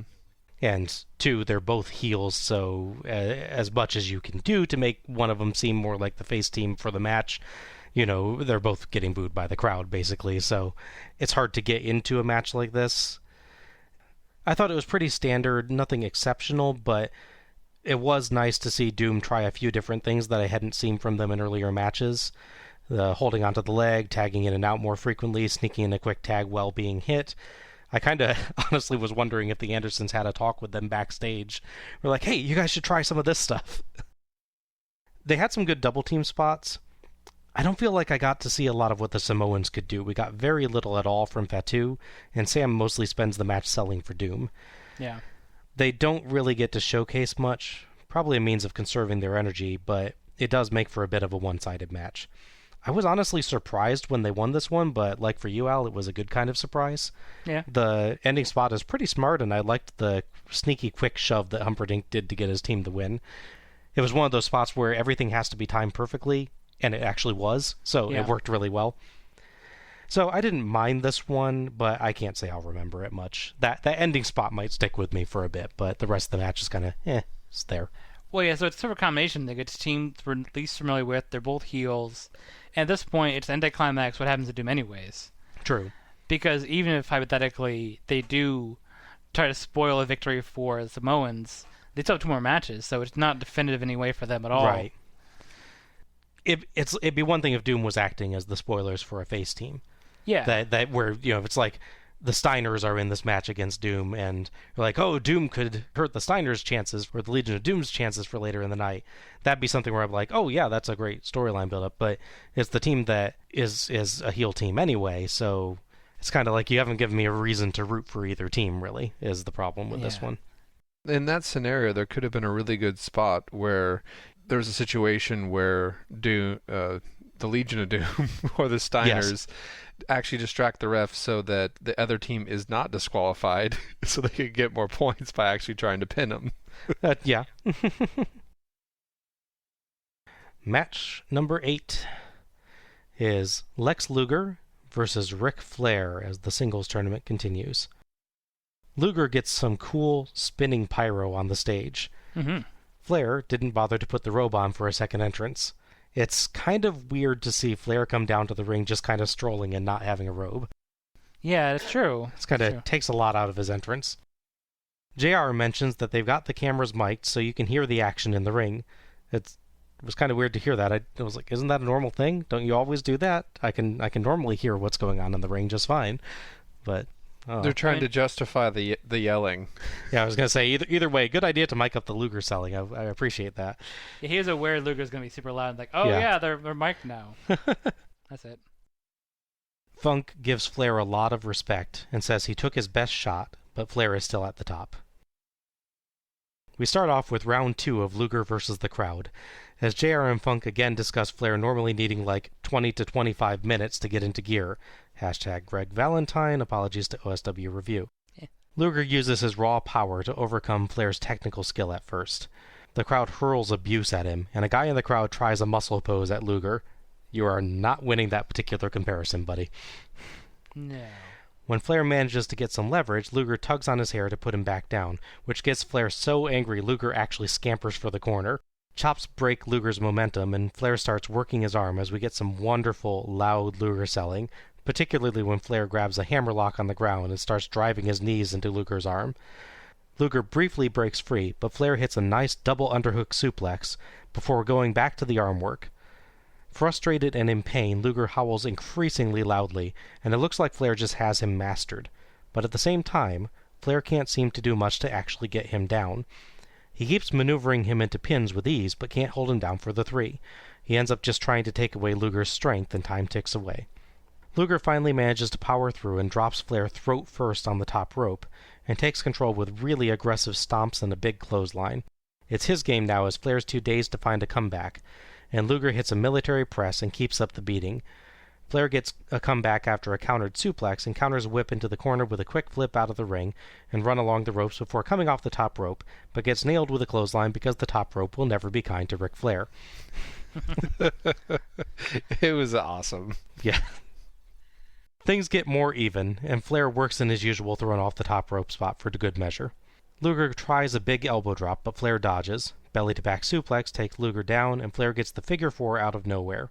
Luger sells like someone is stabbing knives in his legs, writhing around on the mat and screaming, but time runs out, and the match ends as a draw, 5 points each. I thought it was another really strong match.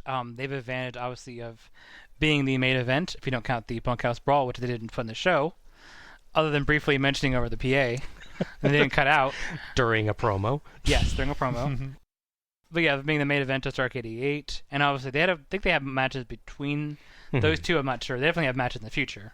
I'm sure they've had some house show stuff at the very least. So, well, that's the thing too, is that I'm pretty sure the 88 show was built as Luger's last chance. He did a promo about that. So it's interesting that they get in their shot at him part of the tournament with nothing officially on the line, which is kind of interesting. Mm-hmm. The thing I really liked was that Luger really embraced his heel side, especially more now. It's kind of, I don't know, it's almost kind of easy to be a heel against Sting because he's so likable. Yes. Whereas he's facing a relatively untested face Flair. True, yeah. So he goes all out, whether it's the hair pulling, eye poking, the yelling at the crowd. All the stuff he does is really good. It's really a good showcase for heel Luger. Mm-hmm. And honestly, it's a pretty good showcase for face Flair, which is not really appreciated that much. Yeah, true. There's long to the time where he's just a super heel for... Like, most of the show he's been super heel. It's like only... This is only the first Starrcade that he was a face, yeah. So yeah, it's like 5 years straight. Yeah. Like a heel with some redeeming qualities. First show he was a face. The second show I'd say he was kind of still midway, but makes a solid heel turn during the middle of that match with Dusty. For sure, yeah. And then, yeah, he's really heavily heel, very strongly, and very, like, lunatic fringe heel at times. Mm-hmm. Well, the other thing, too, is that, so now that Flair's a face and Luger's a heel, he has to live up to the standard of heel Flair against Flair, which is definitely hard. And obviously a lot of people have failed trying to be the next Ric Flair, like Buddy Landel, especially. I don't miss Buddy Landel. I don't hate Buddy Landel personally, or hate his match. It just, he was weird imitation Ric Flair for no reason, and there was no payoff because he left the company. It's a weird non sequitur as a whole for the company. I wish, obviously, it had a clear finish, but that in mind, I understand they're going for this complicated thing of the points and trying to keep this dynamic going. there's some poor guy in the back with like a flow chart trying to make sure these points were exactly right and get these matches that way. I forget which match it's in, but JR does joke that you have to be a mathematician to calculate where everyone's position is now. Yeah.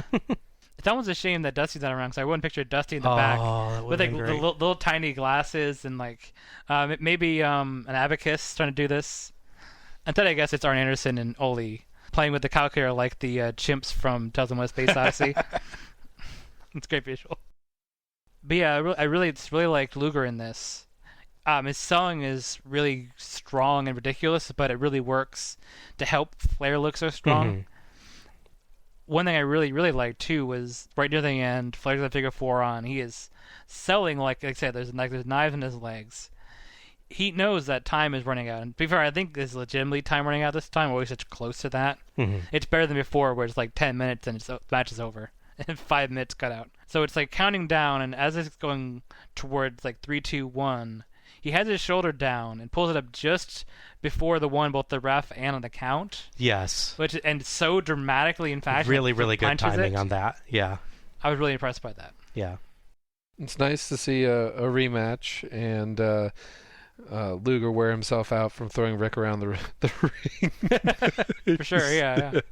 You know, you can only lift someone over your head so many times and throw them off the ropes. That rope spot where he goes right into the clothesline, I thought he was actually going to be injured because wow. It looks like his legs come out from underneath him, and he just falls down like he's all forward motion except for his jawline continues on the bottom part of his body. It's almost a Luger line. Yeah. It was a very good match. I enjoyed it a lot, and those mics on those cameras must have been tuned up a little bit because it was loud. Whoa! Oh! Yeah. Yep. But I mean, like, it would be, I don't know, it would be kind of gross if you didn't have a picture to go with it. You just listen to the sounds. Yeah. The finish was a little lackluster, but you know, it is what it is. And I would have bought the knives and the, he actually looked like he was flopping like a fish out of water kind of thing, because he actually moved them across the ring towards the middle, not towards any of the ropes. I would have bought it more if he was working his legs, Mm-hmm. you know, not that arm the whole time. And to be sure, like Flair's handstands and then going into the knee looked pretty impressive. So, you know, it would make more sense if he did. I know he doesn't have like a figure 4 thumb war or whatever, you know, arm version, you know, some sort of arm lock. You got to end on a signature move. It just didn't make as much sense. I would have liked it if they did something like in the middle of his, like, okay, the arm's not, he's still throwing me off the you know, top turnbuckle. Maybe I should start going for his legs. Yeah, I agree. I think that's the one big flaw of this match, is that you get this terrific Luger sell of the figure 4 at the end of the match, but there's no reason that the figure 4 should be hurting him that badly without Flair doing any of his normal setup for it. And you see Flair do the normal setup for it earlier in the night and later in the night, but you just don't get that setup in this match. It feels like they forgot a couple steps or something like that. Or even if Flair had showed like some sort of desperation, I mean, like, you know, like he put the hold in quick, you know. Yeah. But if he looked like he worked himself up just before doing it, it would be like, okay, he's really, you know. It's like, yeah, if you had a sense that he was putting it on harder than usual or something. Yeah. Yeah, this was a really, really nice match aside from that. Kind of the reversed alignment version of the match they had last time. Mm-hmm. Flair gets to be the canny, clever, technically skilled face who keeps ahead of the big, angry, powerful heel. Flair gets to do a lot of damage, but Luger just has too much power to go down, and it makes Flair look really skilled, but Luger gets to show off just by being able to power free of some things where others might have to fight for leverage or find the right angle. The announcers did a really good job playing that up, I thought. Flair runs rings around Luger and stays in control easily, and he can make any pin or hold happen, but he can't actually keep Luger down for the 3 or make him give up. Luger's too powerful.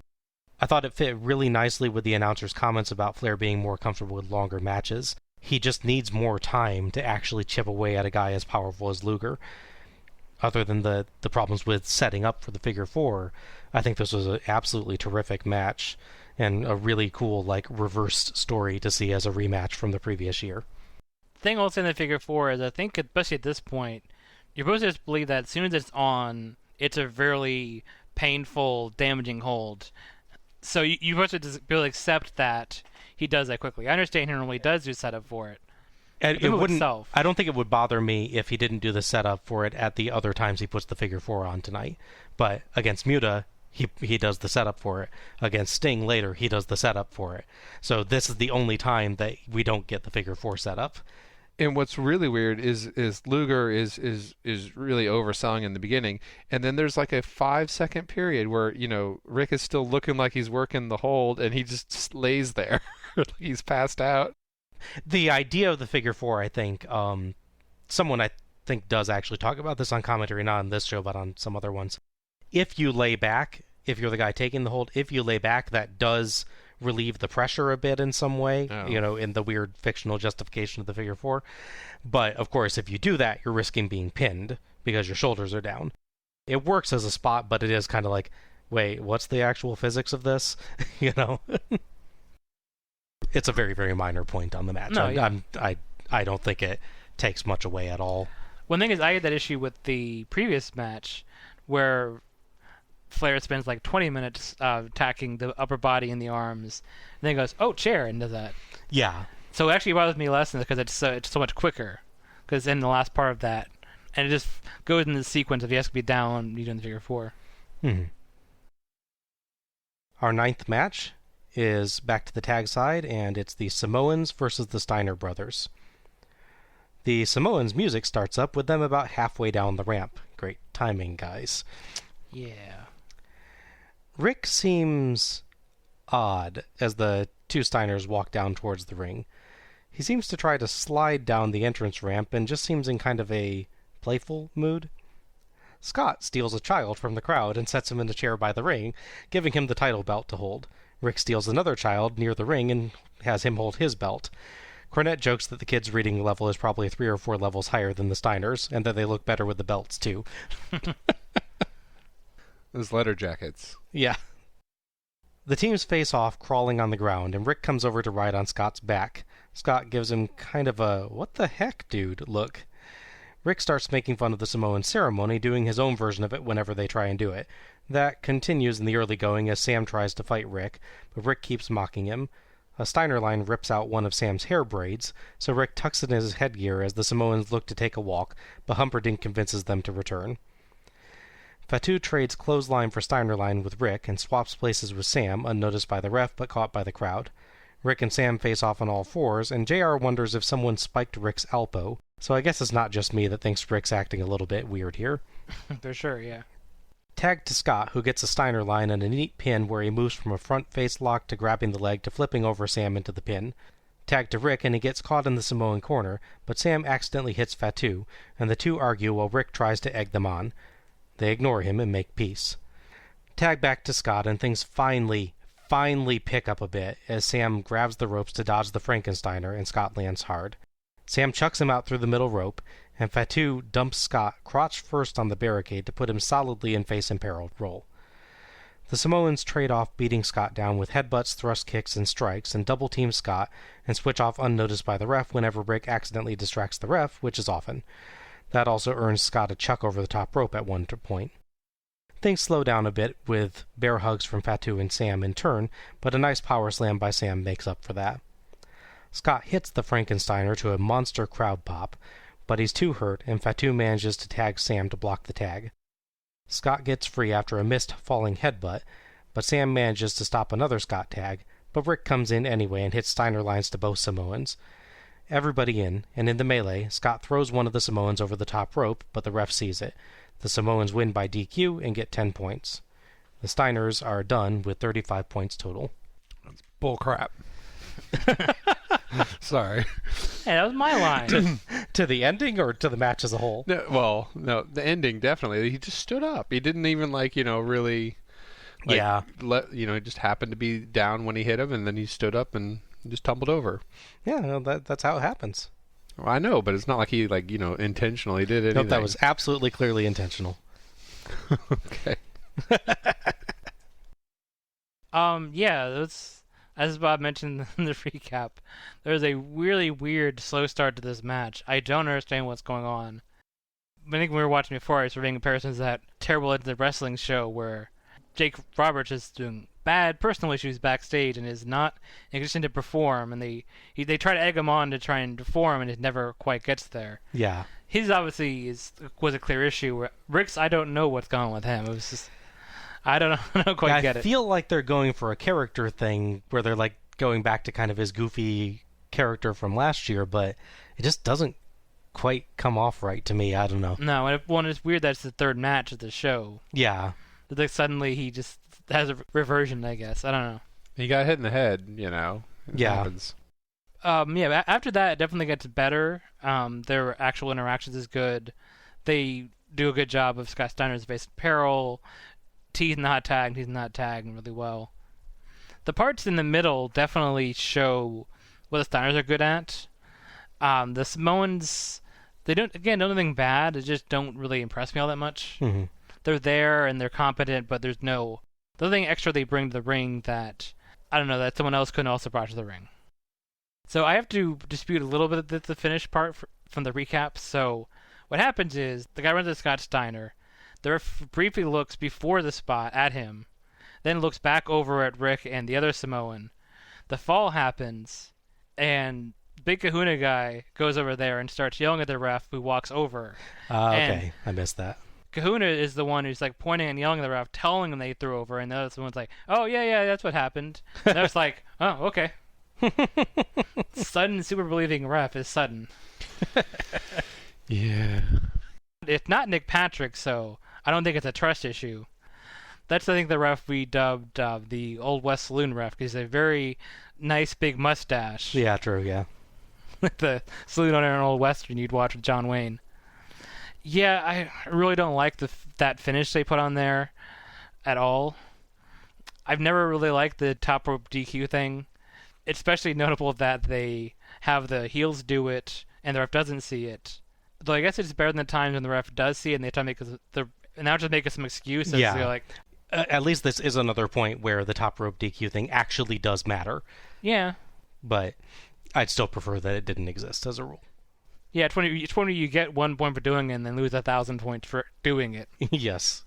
I forget what the psychology is, but you have to do like 13 nice things to make up for one negative thing. Yeah. So maybe there's some psychology here. Yeah? Loss aversion. I don't know. Childhood problems. There's lots of hugging, and they try to hug it out in this one. I was kind of hoping they cut back to the kid that they ripped out of the crowd. Yeah, like we don't actually see the kids again after that initial moment. Mm-hmm. This match was all over the place. The ending was just bullcrap. And sorry, I would have liked to see a little bit more variety. I would like to see what this Samoan SWAT team could do. And I did like even when they resorted to just the bear hugs and stuff, because I love those so much. Mm-hmm.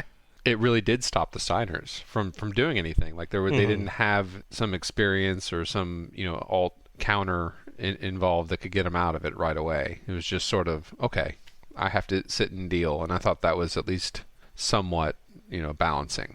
Yeah, do you feel like you got a little bit of a storyline of the Steiners are too tired to maneuver the way they normally do because they've had 2 matches already, or?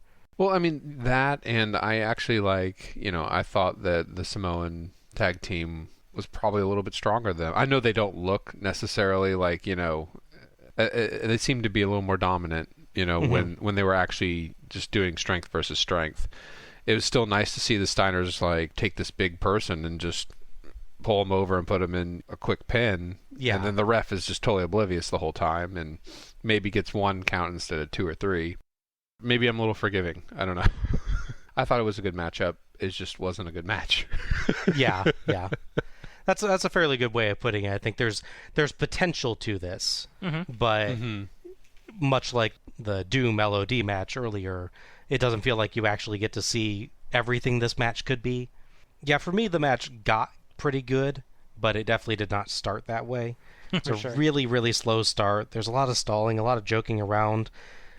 I said I don't know if they were going for a character bit, but Rick doesn't do much more than goof around in this match up until the ending. Scott, for his part, got to show off some interesting moves again, and he made a good face in peril once the match turned against the Steiners. And once the match reached that section, it kept moving for the most part, bear hugs accepted.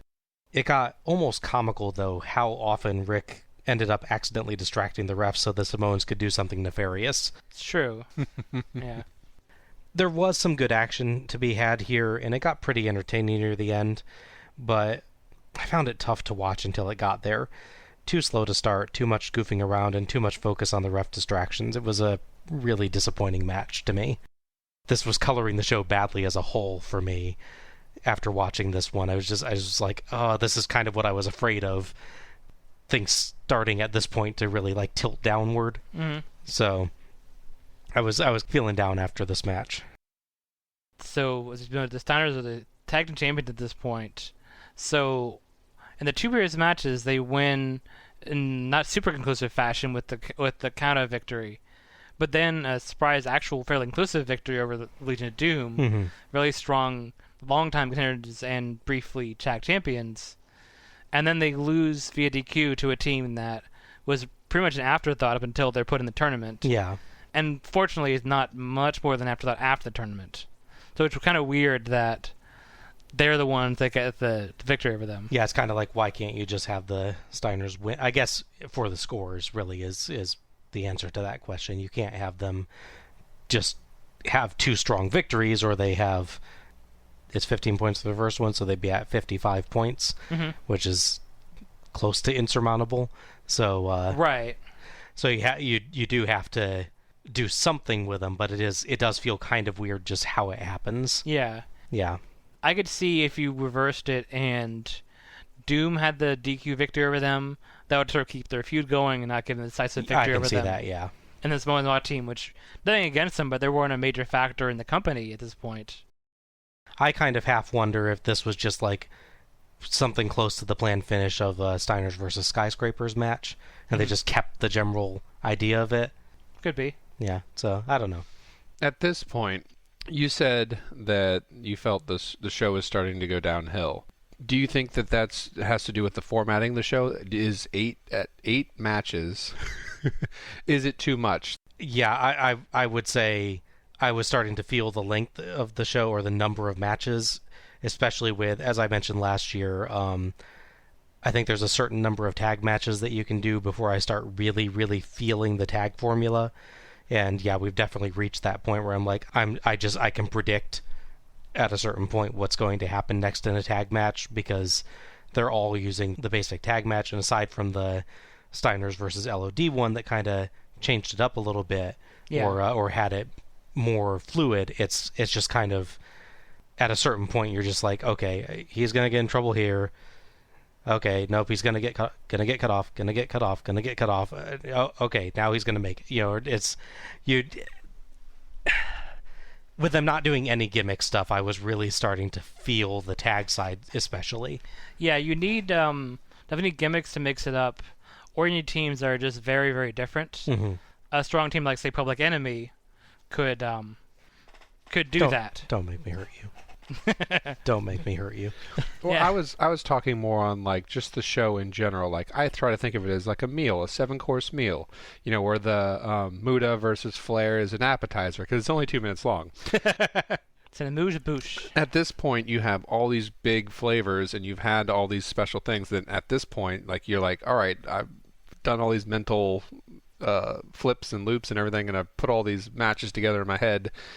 All right, at this point, am I start to mix these 7 courses that are in front of me, and I hope there's something still tasty out there. So I'm just saying, like there's a lot of new nuance, but at this point, you're just so saturated with these matchups that I think, even though there's still great stuff to come, you're kind of worn down, at least mentally, or drained. Yeah. I think I would have been feeling better if this match had been better still, but I still would have been, like you were saying, kind of at a point where I'm like, man, there's a lot of matches on this show. One, there's enough matches that can probably address it. Has there been a match so far, as far as the tag side of it, that didn't end with everyone getting in the ring and then going to a finish somehow? The first match was everyone getting out of the ring and going to the finish somehow. Well, they got in the ring first and then went out. Yeah. That's the signal I think for... that kind of is just how it's worked, yeah. It's very formulaic, yeah. The signal for when you go to the closing sequence is everyone gets in the ring. What you do from there can vary, but everyone gets in the ring and then, what's going on? Oh, clothesline or this or that, yeah. Yeah, there's some better versions of it and some lesser versions of it, but you start recognizing it as all kind of the same thing. Yeah. Our 10th match is Lex Luger versus the Great Muta. Muta has not fixed his face paint, and there's little left. Luger is still selling the leg and walks gingerly down the ramp.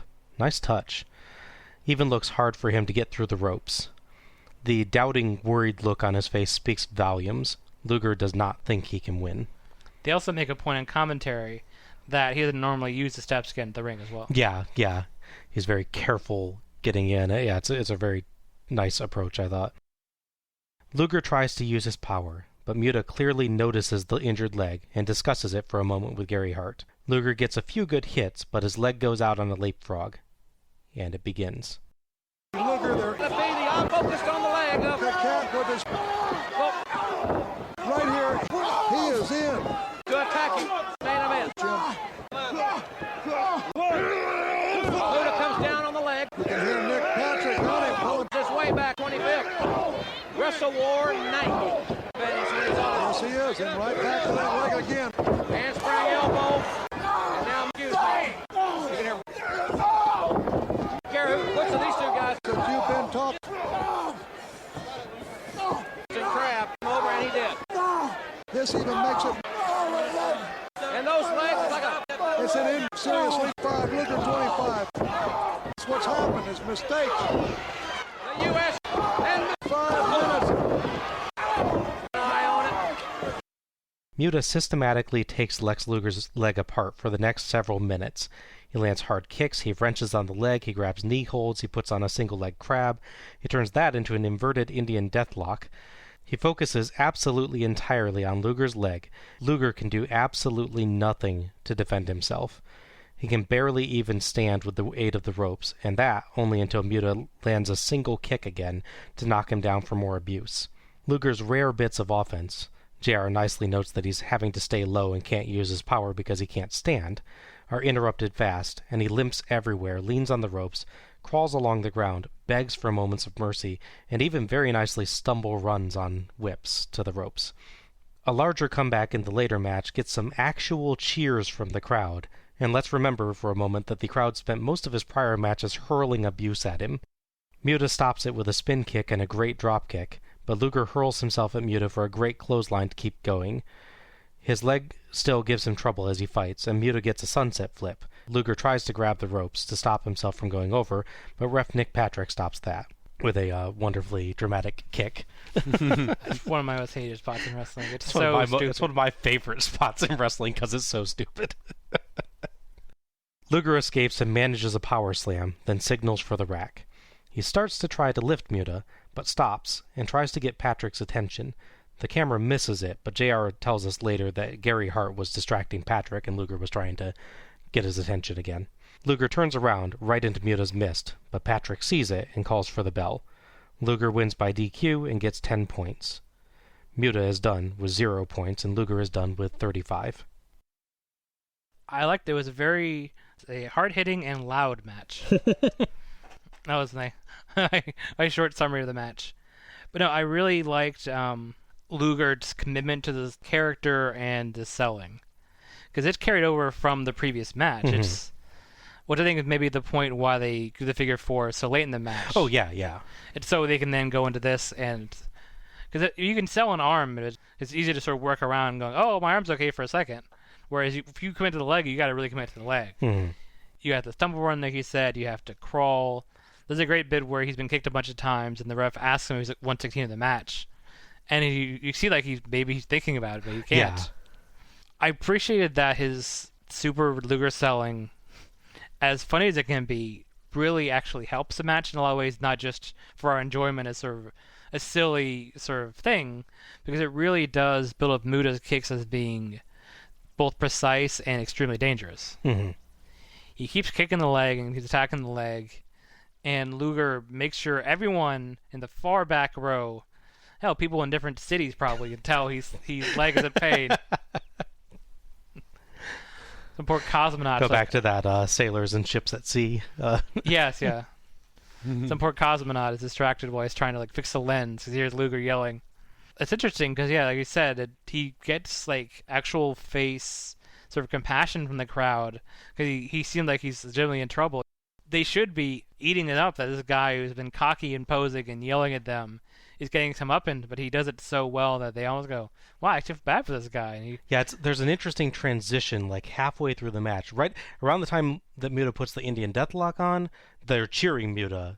Yeah. They're really glad to see Luger hurting. Then around, I don't know, a couple minutes after that, I started to hear people say, come on, Luger. Yeah, I heard it too. And you're just wow, something's changed here.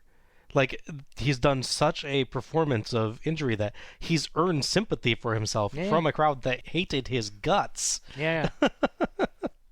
Yeah, and Muta, it looks like he's torturing him. I mean, he's playing with him, and so there might be some sympathy or I don't want to say it's pity cheering, but at the same time, they do want to see him, not be in pain.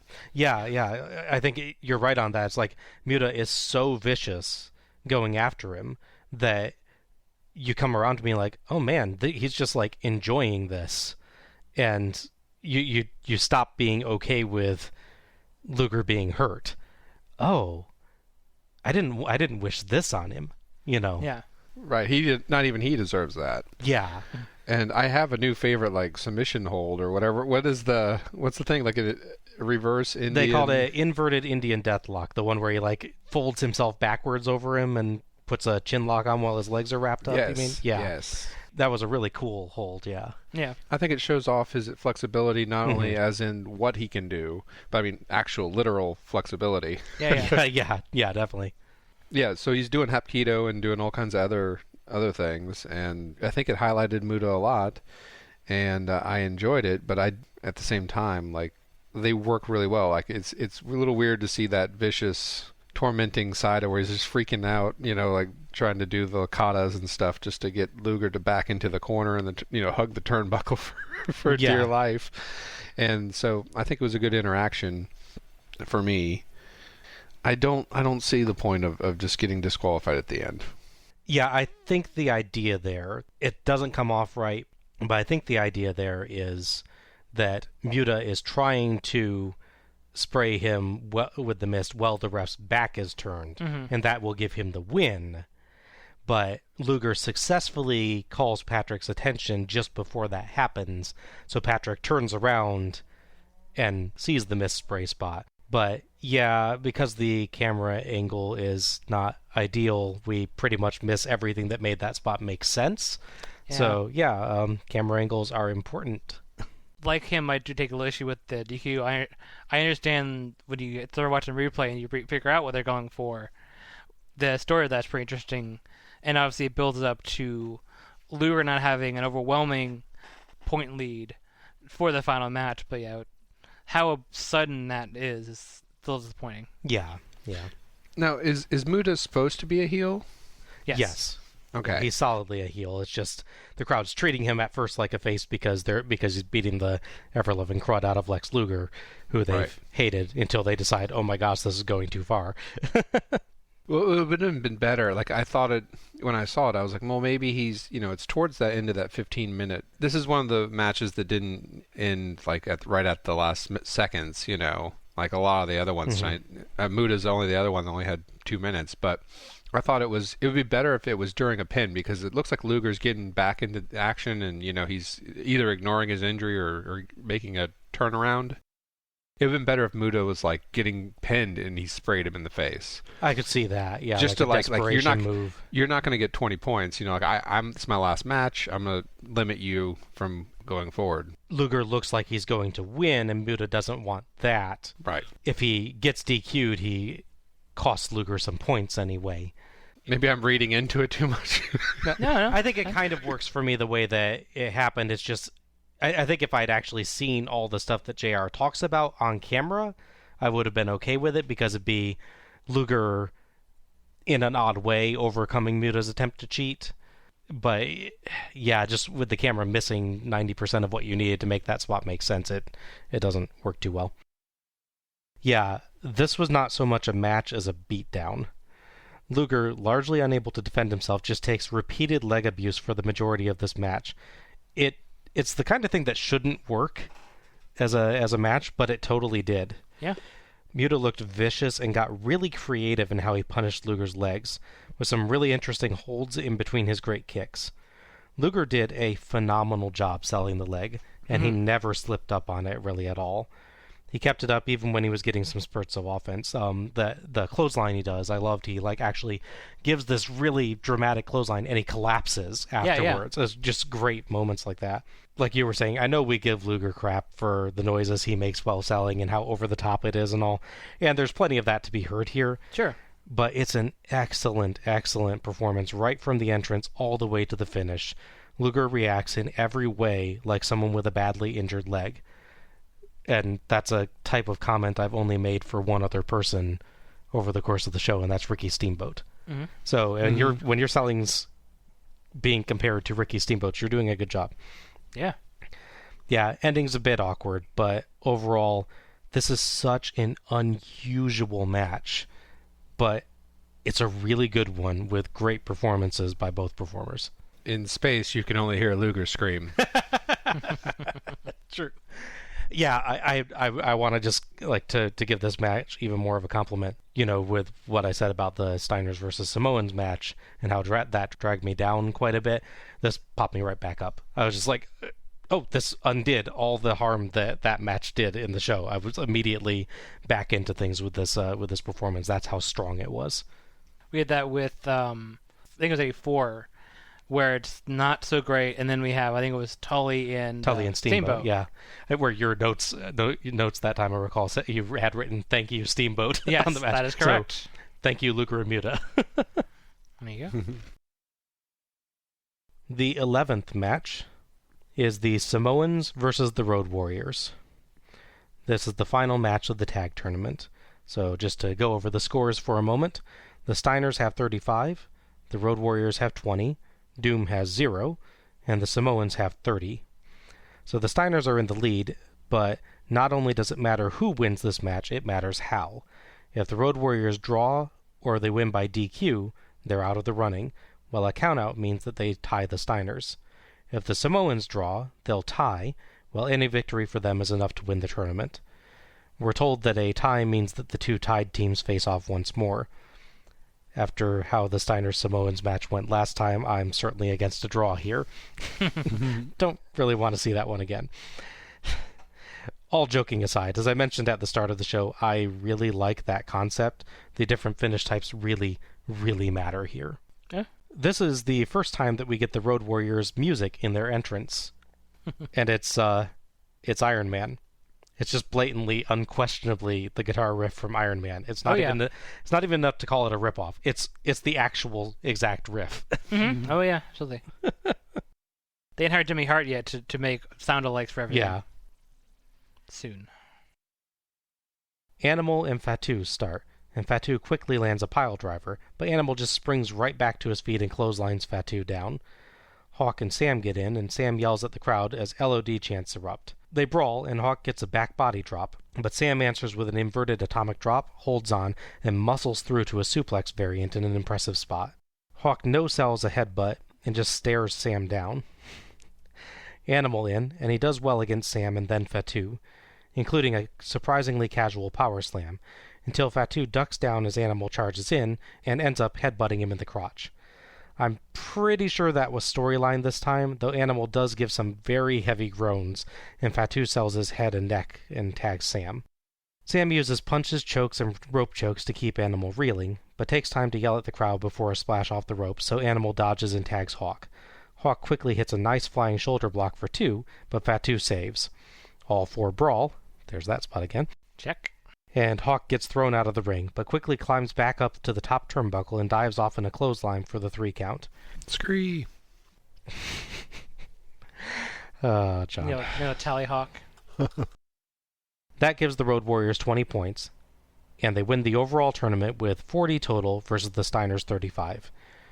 The Steiners immediately hit the ring to congratulate the Road Warriors on the win, so everybody knows it's totally okay to cheer. It was pretty chaotic, definitely hard-hitting as well. It's interesting when you get these pairings where they're willing to go all in on these spots, and definitely better than the last match they had. I mean, there's not that bizarre, long entrance part to it for sure. Fairly standard LOD stuff. I kind of wish the Samoans maybe did something to really elevate it or mix form a little bit, but they're just sort of big guy to a different extent than the Steiners or Doom were. They're just big guys that get thrown around and occasionally hit back on the LOD. It's not a bad match, but it's not as strong as I would hoped it would be. Especially because this is the finale of the tournament. Yeah. I feel like you really could have somehow canoodled the math to where your final is the Steiners and the Road Warriors. Make people wait for the match they really want to see and make it super important somehow. However you work out the finishes so the numbers get it right. I also know this is the second match of 3 where a Hawk does a clothesline on a person while they're supposed to be not looking, whether they actually are or not. And again, they're the good guys here. Yeah. Also, it is the same finish as the only other time they win in the show, which is kind of a shame. Yeah. A Hawk leaping off of the turnbuckle is never a shame. It's never enough. a bad thing. Not a bad thing. I like the finish. It's clean-ish. There's pins. Finish is always going to be better in this sort of thing. Sure. You know, there's some good trade-offs. Anytime you can pick up Animal and throw him around, you know, it's going to be pretty impressive. Yeah. Because he'll do the same thing right back to you. The eye gouging was a little rough for me. Samoans actually at one point, you know, they have him in the corner and just like ripping at his face. So that's the one spot that kind of just is kind of ingrained in my mind. Well, do bear in mind, LOD attacked Dusty's eye last time. This would be their comeuppance. Yeah. Karma. Yeah, see? Okay. That makes it okay. I just wasn't expecting comeuppance, so not many people do. I don't feel overly positive or overly negative about it. I'm just glad the LOD won. The better of two Dooms won. There you go. Yeah, I'm curious. So we had 3 matches, obviously, from the Samoans tonight. What's your feeling on where this one ranks? Is this the best of the 3, middle, lowest? I say it's the most solid of the 3 for me. Mm-hmm. I agree with that. That's where I am on it too. I think this is the match where I felt like I got to see a little bit more of the Samoans' actual skills in the ring. They get a few nice spots in. I particularly love the like just muscle him over for a suplex spot. Both teams put on a pretty good show despite this being the 3rd match for both of them. There were some times where I felt like it looked like they were a little tired, but honestly, it could have just been them selling, and either way it worked with the match's story. The ending did get a little bit muddled. It kind of looked like Animal almost blocked the way as they were setting up for the clothesline spot, but it still ended up working well enough.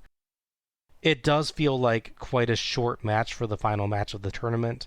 It lacks any kind of epic feel. It just comes off as any other pretty good tag match, and that's not really what you want to be ending a tournament on. I think it is the shortest of the tag match. I don't think it probably is, yeah. It definitely feels that way. It's which gives it a nice fast pace, but it just feels like, there's not really anything particularly like bigger about this match compared to any of the earlier stuff. Definitely the most epic of the tag matches is the Steiners versus LOD one. I can kind of see why you don't want to end the tournament on that one. And doing it this way gave you some interesting concepts with the point totals and everything. But I can also see, like, if you wanted to end it on the strongest match, that would definitely be it. My only other thought on this one is, since the Samoans can win by countout or DQ, and they still get the overall win that way, it would have been kind of nice to see them try to slip in a quick win by one of those fashions, like trying to sucker the Road Warriors into throwing them over the top rope, or trying to drag one outside and time a win by countout, or something like that. Like a chasing and pulling them back into the win. Yeah. The Road Warriors winning does feel right. I like that. But I just would have liked to see the Samoans try something to get a win by one of the methods that's open to them that's not open to the Road Warriors. Would have been a nice nod to the show-long storyline. But overall, I'm with you guys. This is the strongest of the Samoan matches, and it's a respectable tag match. Mm-hmm. And this may seem weird. I'm confused that they were in the running. I didn't think that they had a real chance with the quality of the first two matches. Mm-hmm. Well, I say, and with them being last-minute fill-ins. Mm-hmm. Because you wonder what the booking was with the skyscraper. Would they have been the same situation? That's where I kind of feel like maybe they were actually just slotted in literally with the skyscrapers booking. Could So be.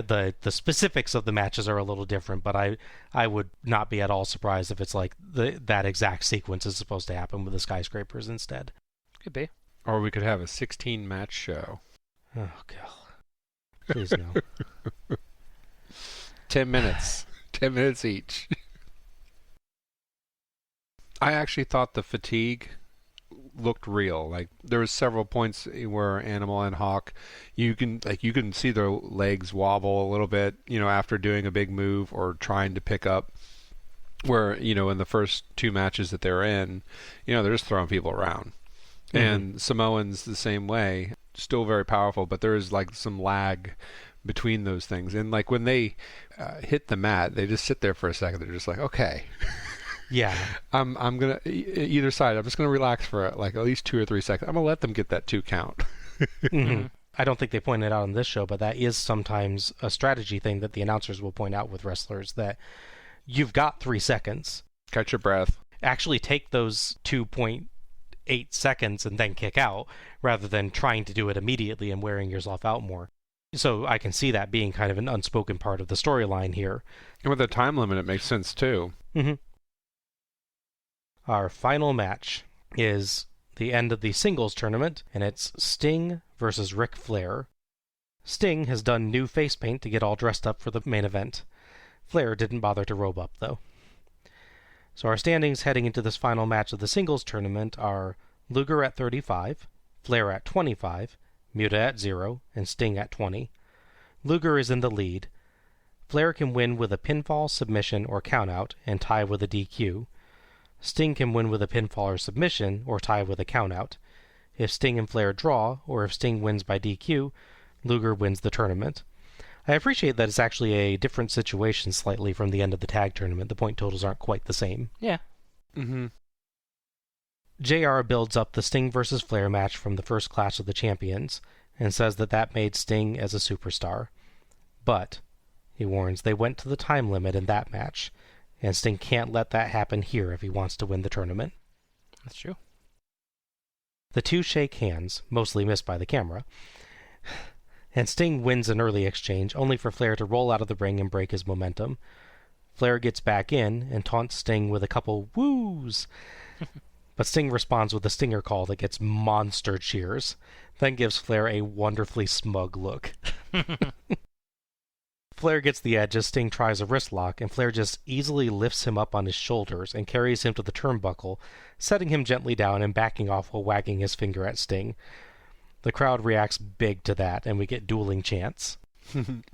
They go into a fast running sequence, and Sting leapfrogs Flair several times before pressing him up and dropping him. Flair gets angry at that and shoves Sting, who shoves him down in response. Flair rolls out, taking time to calm down. He gets back in, and Sting, confused, questions him about the outburst.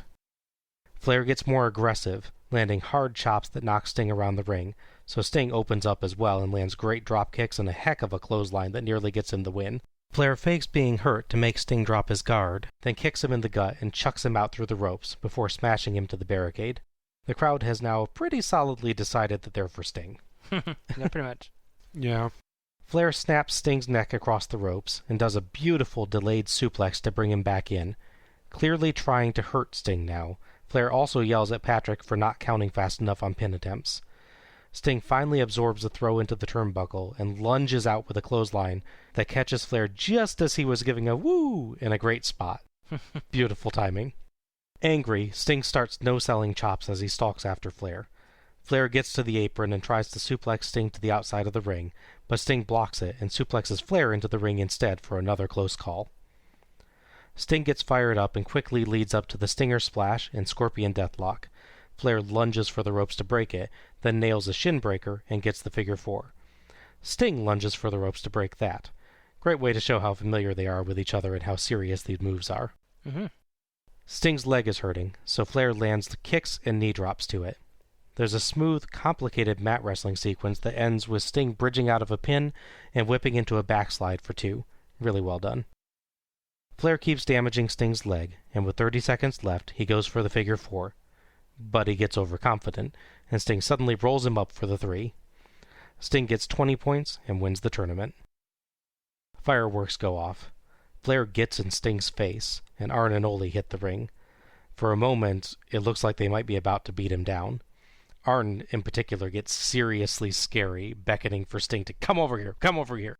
But Flair shakes Sting's hand, and Arn and Ole raise his arms in victory, then shake hands as well. My first note was, could this be anything but good? That's true.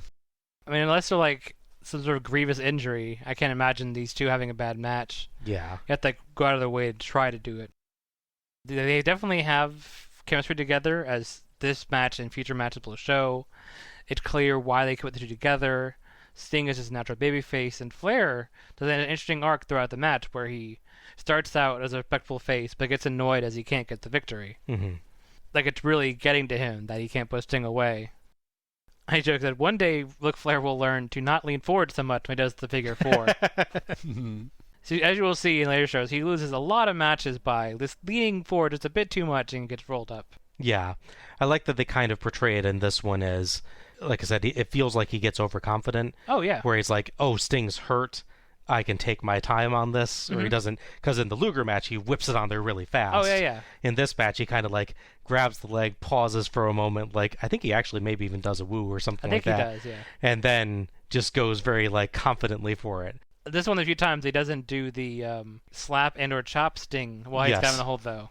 I kept waiting for that to happen when he had the figure 4, so Sting could power up, but they hadn't done that spot yet. No. Soon. He got it with Luger last year, though. That's true, yeah. But yeah, no, it's a really good match. There's a great story where both of them get more aggressive throughout it as time ticks down. Flair is definitely more of a heelish way, whereas Sting's is just being more aggressive to try and win a match. Mm-hmm. Flair is definitely trying, like I said, definitely trying to hurt Sting. Finishes when the ending part where Arn and Ole pull him in, congratulate him, is definitely interesting for the long-term story as well. Mm-hmm. I'm replaying the match in my head. It was almost like flirtatious. Like with the, you got two big personalities, and they're clearly having some fun. They have great chemistry, like you said. Mm-hmm. Yeah. Especially you're not going to do anything. Walking back, and then the flex and the strut. When Sting went back at him after being slapped so many times, I was just grinning. It was a good change of pace. I was impressed with Ric Flair's athleticism in this. He did a lot of stale drops. He lifted him up by the knee and came down, and he was clearly doing a little bit more than he usually does in a typical match. So I think it was a great finale. It's one of the few times, I'm not saying that Ric Flair is a bad sport, but it is not characteristic of him to shake someone's hand at the end of the match after losing and then having that resounding approval. You've seen Rick as super heel, super bad guy for the past several years. So seeing him flirt with that, but not actually go to it and honor his challenger after the match is kind of an unusual thing for him. And I think it lifts both their characters up. I mean, acknowledgement and having Arn and Ole there to chime in on that is nice. I didn't have the same feel that you did, though. Like, I knew that they were going to do that for some reason. I didn't feel as threatened. Yeah, no, I felt massive tension there, and I honestly kind of still felt massive tension there even once they raised his arms. Like, it feels like things are okay for now. We're all tense. We're all not sure what to think about this. But yeah, you won the tournament, so we're going to honor you for it type of feeling. It was an interesting ending to the match, I thought. Really, really exceptional match here. Sting versus Flair is, like you said, always going to be pretty reliable. Yeah. But especially considering both of these guys have been in 2 prior matches, they did a heck of a job here, and they gave us a great final match for the show. The show's been kind of up and down, but this definitely ended it on a high note. I particularly liked the tension about Sting and Flair's friendship. Flair increasingly lets his frustration and anger rule him, and Sting is confused and hurt by the disrespect that Flair starts giving him. By the end of the match, Flair's trying to injure Sting, willing to go that far even against a friend. It kind of reminded me a bit of his development throughout the match with Dusty in Starrcade 84. They don't start as close together as Flair and Sting do, but you kind of got that same feeling of going from I'm trying to win the match to I'm going to do anything to win this match. Yeah. Sting seems to start out expecting like a friendly competition, kind of he's up for it, he's enjoying like, trying to show each other up or things. But he ends up clearly angry as he sees the dark side of Ric Flair coming back. Sting's moves get a lot more speed and impact as the match goes on. And it's not that he's trying to hurt Flair himself, it's just that he's angry at this betrayal by a friend, and it's just like making him put more into this. Yeah. The two worked excellently together, and they had several fast-paced, complex sequences that they pulled off smooth as can be. The only complaint I think I can level against it is they go back quite a few times to the whole grab a headlock, whoops, you whip me to the ropes, now one of us hits a shoulder block spot. There's so much to this match that I can forgive them for needing to use that transition a bit much. One more thing to note, just like last time, I felt like maybe it would have been nice to have a little something from the show-long story here as well, that Luger's in the lead, and he needs this match to end in certain ways for things to work for him. I get why the Steiners wouldn't interfere, obviously, being faces, but Luger's a heel, so if Sting gets DQ'd, he wins. Yeah. It'd be kind of interesting to see him come down and try to make that happen. Not that I'd want it to actually happen, but I do. It'd just be a nice touch. No, I think if it wasn't the last match of the night, it would have set up such a unique storyline. Like, even if he didn't interfere and Lex just won by default, now you have a new storyline where they're both against Lex. Yeah, true. And, he can really gloat and really become like the worst heel ever in that era. Now you can have both Sting and Flair be faces if they want to. Mm-hmm. I can see there's definitely some story potential there, yeah. Mm-hmm. If it was the second to last and they did the tag last, I think you could still end on a high note. I get you. Yeah. And then after the tag, the tag match is the final match, then you could have a locker room brawl and start this whole off, like people are just leaving excited and teased. I could see that, yeah. But the way this has worked out, keep it. Yeah. Mm. I do have to admit, Luger does have an excuse for not coming down to try to interfere in the match or anything, that he did get kicked in the leg roughly 800 times and then got mysterious mist sprayed in his face, so he's probably busy backstage getting several different varieties of medical treatment. I wonder if he Luger sells at the doctor's office. How's it feel on a scale of whoa to whoa? But yeah, this was modern day WWE.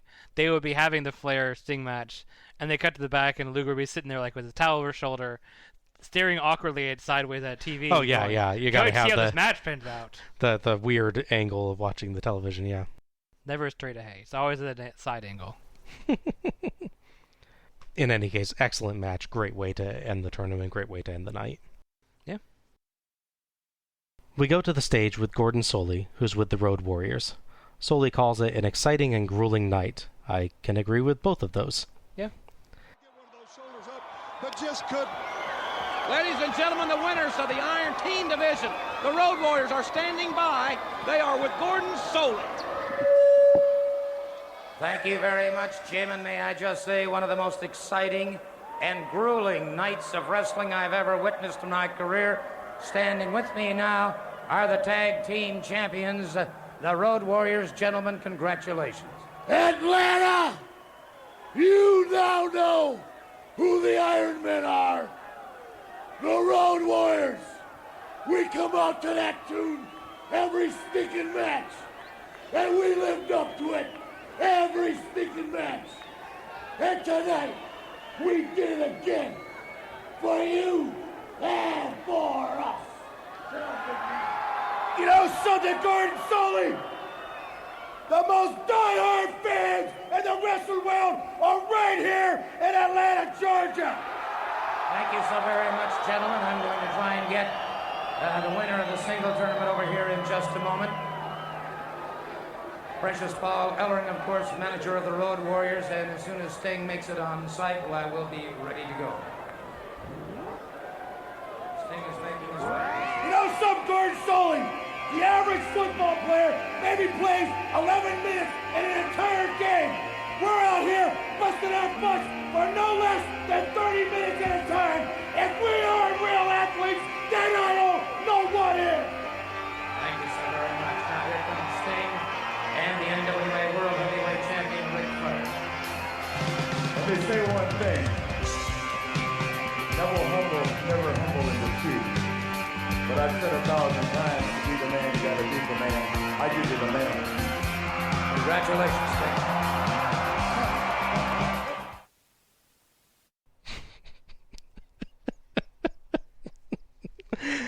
Oh, wow. A truly WCW way to end the show. This was the best ending I could have ever hoped for. I don't know how they screwed this up so badly. It's like so many flubs in such a short time. They cut off the Road Warriors to talk to Sting, even though Sting's not there yet. Then they cut to the credits early while the Road Warriors are talking again. Then they start up the credits music, so we barely hear Flair delivering his famous "To be the man, you've got to beat the man" line for the first time at a Starrcade. And then they actually end the show before Sting, the winner of the tournament and the focus of the night's story, even gets to speak. Yeah, What the heck? it's amazing. The only way it could have been better is if more pyrotechnics went off. Just like at random. Yeah. Scare everyone on stage. Yeah. It's absolutely beautiful. I have waited for a moment like this. This is a WCW moment. It's a moment where it all comes together into something that is such an epic failure that it turns right back around and becomes awesome. I'm so happy, and that's not sarcasm. Yeah, don't get me wrong, I love it when WCW gets things right, but wow, when they get it this wrong, it is an absolute joy to watch. Mm-hmm. As for the actual promos, I mean, what I could hear of Flair's was good. Yeah. The Road Warriors cut probably the most generic promo in wrestling there, just saying they're tough and praising the fans. And Sting cut a promo rivaled only by the famous "to be or not to be" speech from Hamlet and its brilliance, I assume, since I didn't get to hear it. Whatever he said, it must have been great. Yeah. Poor Gordon Soley. I enjoyed the Legion of Doom's promo. They were clearly didn't need the mics, and No. they were really into it. And I thought it was great that they think the fans before thinking themselves. Yeah. Al, any information on storylines coming out of this show? Doom, who obviously went 0 out of 3 for their show, they get pretty bad luck for their first few months. Their manager leaves them for not winning matches. Then they lose a match against Steiners where they challenge for the titles, but put their mask on the line, and they fail. So now they're unmasked. Okay. So now everyone knows they're Ron Timmons and Butch Reed, which would be really bad, except they then go on to win the titles later that year and have a dominant run for the rest of 1990. Well, you gotta hit rock bottom before you climb back to the top, I guess. Always darkest for the dawn and all that. I Yeah, suppose. exactly. Always darkest before the doom. There you go. If you fall into a pit, you're already buried. Okay. Is that your bumper sticker on your car? So the Road Warriors' future is interesting. They would go on to feud with the Skyscrapers, although the line of skyscrapers they fight at the next show in a Chicago street fight would not be against either of the skyscrapers that they were fighting before this show. The lineup changes 2 times before their final matchup to blow up the feud between the skyscrapers. That's hilarious. I'll go into more depth when we get to watch some of this, but it's pretty amazing how this seemingly unstoppable story of these two unstoppable teams falls apart so quickly in such amazing fashion. As for the Samoans, they do not do much of note. They no-show an event, I forget which one it is, and they leave that summer. Oh, okay. Now, you think going out of this, the Rory won the tournament, and you think they're going to be the next person to challenge the Steiner Brothers for the title. You would right? think so, yeah. So at Wrestle War, the very next show they have in January, the tag title match between the Steiner Brothers and Arn and Ole Anderson. Well, I'm happy about that anyway. Yeah, they don't seem to ever challenge the Steiners for a pay-per-view at all in 1990. Oh, that's disappointing, but at least the Andersons get a chance. Yeah, it's just a little weird that's where that goes. Yeah. Lex Luger would go on to challenge Flair in multiple title matches due to issues that happened with Sting. Sting would be put into the Four Horsemen. They realized that he could beat Flair, so he's a true challenge for the title. The idea is that he's not a threat to us if he's part of us. However, Sting ultimately does still want to win the world title, and they're happy with that as they kick him out of the group. And they're replacing him with Sid Vicious and Barry Windham, who comes back again. As for Great Muta, he would go on to lose the TV title in guess which month? January? Yes. Yes! It returns! To Arn Anderson. And he would go on a couple of sure. We did a couple more matches and then would leave the company entirely before the early part of 1990 was over. However, he will be back at Starrcade 1990 in a different fashion. Okay. Overall thoughts on Starrcade 89? It's definitely a good show. Overall, it's a fairly easy watch. All the matches that are strong are very strong. There's not really much middle-of-the-road stuff. The worst shows for me are really the middle-of-the-road shows, because the good parts are okay, not great, and then when it gets bad, it gets really bad. Mm-hmm. So they're the hardest to sit through. It's like watching a boring movie versus a really bad movie. You want to watch a great movie, an epic classic, Ben-Hur or something like that movie, or you want to watch Ed Wood. The two extremes. You don't want to watch, it's okay, and the movie, you forget about it. Yeah. That's kind of the same with wrestling for me. This one definitely has peaks and valleys. The singles matches definitely were the stronger part for me. They had clear stories and somewhat different stories, where the tag title matches, while taking opponents out, never really told much different story other than, I need to beat you and get points, and that's really all they said. It's definitely interesting that in both cases, the champion, the top champion that is, isn't the winner of the tournament, because that definitely sets you up with more stories. Yeah. It's just in this case, that doesn't set up the story you would think, which is the Road Warriors challenge the Steiners. If you just have the champion win, one, that's predictable, and two, you haven't built anyone up. Exactly. So, yeah, letting another team win and letting another singles wrestler win gave you a little bit of a build-up for someone that wasn't already at that top peak. Mm-hmm. But overall, I think it's a pretty strong show. There are definitely low points towards the middle when you realize the tag form is not that exciting, and then when the matches themselves get less interesting, they're hard to sit through because there's nothing interesting to them. Mm-hmm. But overall, it's a strong show. Okay. John, thoughts? I really like the idea of the point system. It shows that they're trying to do different things. Mm-hmm. It solves a lot of problems where traditionally you don't see the main event until like the last minute. And here you get to see your favorite character or multiple characters at least 3 times. Yeah. In one night. So if you came just for Sting and Sting was the final match like it was, here, you'd wait all night. Now you get to showcase that same person 3 times, or you get to see your favorite tag team match 3 times. But that said, when we hit match 7 or 8, just because of the number of matches, not necessarily the length or the quality or anything, I was getting a little bit of fatigue. Mm-hmm. The last 2 or 3 matches brought me out of that, but, there was a time where I was like, all right, great. Yeah. Come on, DQ. Or Penn, or something that, if it wasn't every single one, with the exception of Flair and Muta, if they weren't all in that 13 to... Some of them were 12, but they pretended like they were 15. Yeah. If there was more varied in the length, not only would they have time for interviews at the end, but yeah, supposedly, I think it would have been a little bit better. But they definitely get a lot of points for doing that, because I think it's a great way to give the fans what they want. Mm-hmm. As far as the performances, I liked that there was it seemed like character development, or you could really see how they interacted with different people in the ring and what strategy they would use. So it added a little bit of variety. Obviously, if you're going up against a really technical character, you got to focus on your strength or try to get that timeout or something else along those lines. So it was interesting. Okay. For me, this felt pretty long. It's actually about the same length as last year, but with 12 matches, it felt much longer.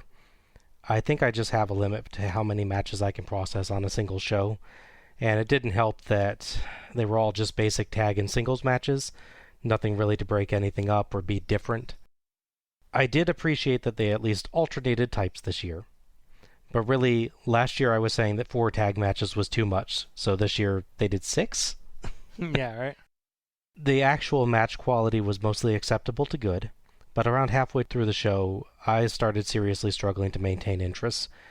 Like I said, it didn't help that we then hit the Steiners versus Samoans match, which was full of stalling and just goofing around. By the time I was through watching that one, I was kind of giving up on this Starrcade. As I mentioned before, Luger versus Muta helped a lot. It felt different and interesting and had a good, strong story thread from earlier in the night. By the time it was over, I was in a good mood again. The Samoans versus the Road Warriors was pretty good, if a quick match to close out the tag tournament, and Sting versus Flair was an excellent end to the show with a strong story, so I ended up feeling good about the show as a whole. But man, was it work getting there. There's not a lot to speak of otherwise on this show, which probably helped keep it to the same length as last year, but it also hurt any sense of larger-than-life feel. We don't get interviews except at the end, and let's face it, we don't really get those either. No. Not that I want this show to be longer, but I would have liked maybe even a few seconds from the wrestlers involved in the lead-up to their matches. We could even do it as, I don't know, like a picture-in-picture thing during entrances, since it's not like there was much of anything going on with those anyway this year. The wrestlers mostly don't even get their music. Yeah. All went to that video screen, that CG in the beginning. The announced team, some questionable comments aside, did benefit the show. It was a good idea to vary it up a bit, with JR as the reliable heart of the team and Cornette and Funk chiming in on their areas of expertise. It made for an interesting atmosphere, and JR worked well with both. Their discussions mostly added depth to the matches, and helped bring the night's stories together. That's important since the show really didn't use any other tools to do so. Yeah, that's true. Overall, I think there's matches from this show I could recommend, but I don't think I'd recommend watching the thing the whole way through. There's too many similar matches, too little story content, and a very business-like kind of flow, just match to match to match, to make the show underwhelming. The singles side comes off way better than the tags for the most part. I again felt like I could feel the tag formula more as the night went on, but the show felt dull and unimportant until those final few matches. The ending, though, is well worth your time if you love production errors as much as I do. That was absolutely wonderful. I can see why the tag portions fall a little short. You definitely are able to focus on one thing with one-on-one. Mm-hmm. And if you like one character out of each tag team, you're only getting them on the mat for half the time. Yeah, true. If there was less tag ones and maybe there were 20 minutes, hey, it might have been a better show. Yeah. It could be interesting to do a 3-person tournament or in 3-team. I'm interesting. You have less matches, maybe a lengthier one, and less complicated math for sure.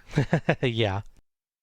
The early shows, like 83 through 86, some in 87, they were NWA super shows. Yeah. It was, we're the NWA, here's our top champion, and here's a random guy from some territory. We'll have the Florida title here one week, or one show rather. Then we'll have the Western State Heritage Championship belt on Yes. another show. Had the name drop that once. And they also mixed up the match variety on those that way, because different territories might always like doing cage matches, so this person from this NWA branch would do a cage match as a tag match or singles match, and this one would do straight singles or mixed tags. We started to see a little more variety towards the end when he had a 6-man tag for once. Mm-hmm. This one was definitely, here's the top stars of the WCW/TBS, and we're going to showcase them in this small microcosm of a show. Yeah. That doesn't really feel like it's the biggest show of the year. If this was a Great American Bash, you go, okay, this is a middle-of-the-year show to establish these stories going forward. Whereas it's supposed to be Starrcade. It should be the big Ric Flair match. Someone's christening, someone's downfall, Yeah. some team coming up. It but feels it's not. kind of weird that they get all experimental with Starrcade of all things, Yeah. right? Because at this point they have a early show. It changes what it was. Sometimes it's Wrestle Wars, sometimes it's the ill-fated Bunkhouse Stampede, and they have a middle-of-the-year show at the Great American Bash, just strongly established, and they just started Halloween Havoc. So it's not like they only have one show and they only have one place to experiment. They have other places, and it's weird they picked this one. Yeah. I was surprised. I mean, Muda was new to me, but usually they showcase someone even newer. Mm-hmm. There wasn't a new star. The closest you'd have would be Doom, maybe, because Doom debuts at Halloween Havoc. But they're showcased via losing all their matches, Yeah. so... I think it's a good showcase. Yeah. But they're the newest, I think, overall, yeah. Fair enough. There's not a debuting person or someone you always see one from his one territory, yeah. Yeah, it's a very different Starrcade. Like you were pointing out, the earlier ones are all kind of if not the focus of the full year, at least like there's a bunch of storylines all converging here. And this one, I mean, all the storyline stuff you gave beforehand, really the only thing that feels like it matters intensely to the show is the Sting and Flair stuff. Yeah. And that's great, but you don't have that feeling of everything's converging at Starrcade that we got on the earlier years. Match of the night and MVP. Al, you want to go first? Sure. So I rewatched a couple of matches after I'd seen the show before to really help narrow it down between them.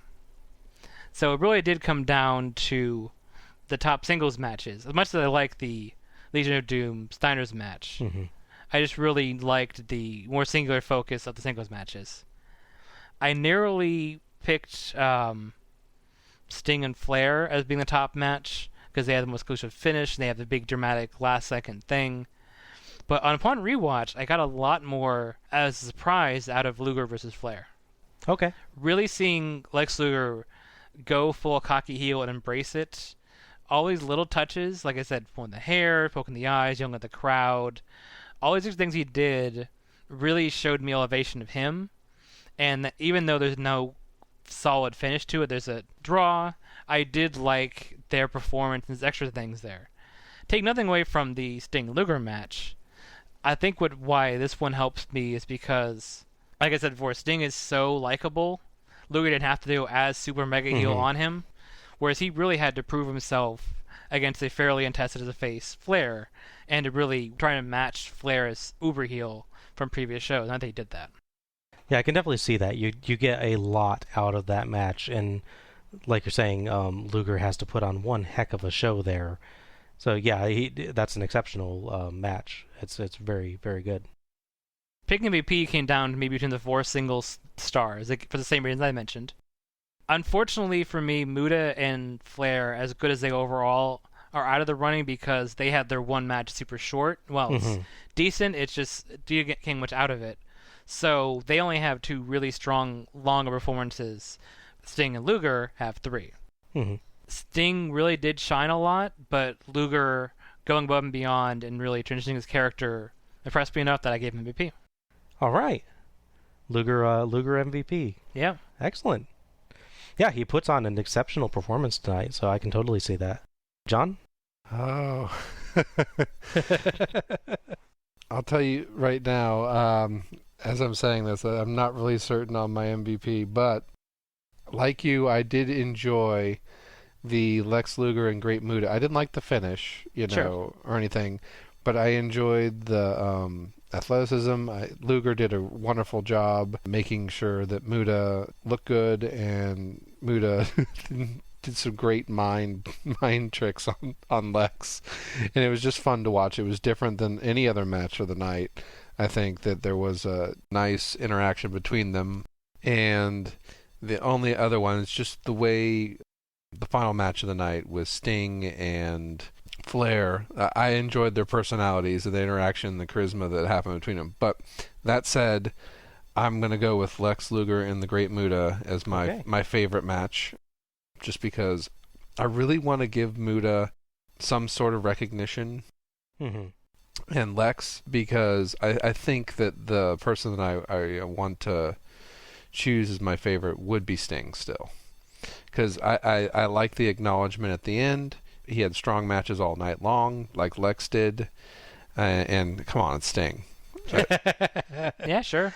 He's pretty much always a safe bet, isn't he? Yeah. Right. And, I enjoyed that Lex Luger and Great Muta match quite a bit, but not enough to give it to Lex.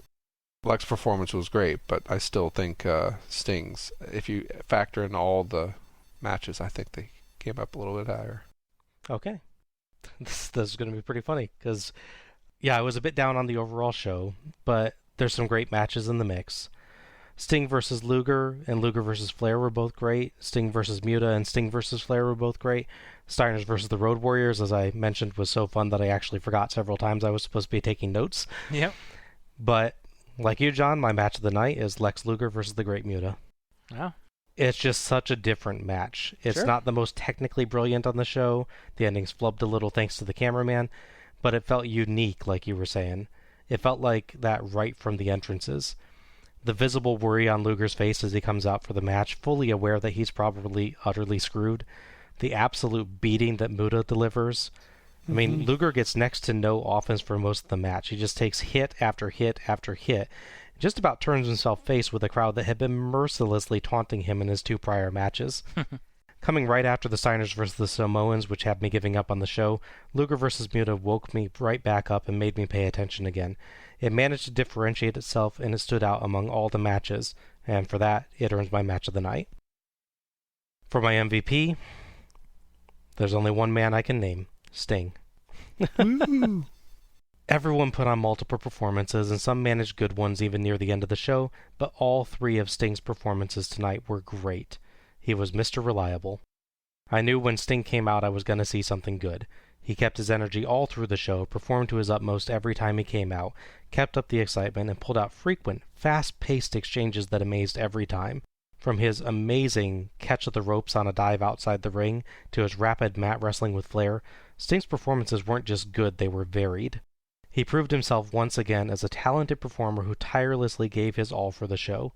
His great reactions to Flair's increasingly aggressive fighting style in the final match were the icing on the cake. His constantly exciting and energizing performances easily earned him my MVP for the night. There you go.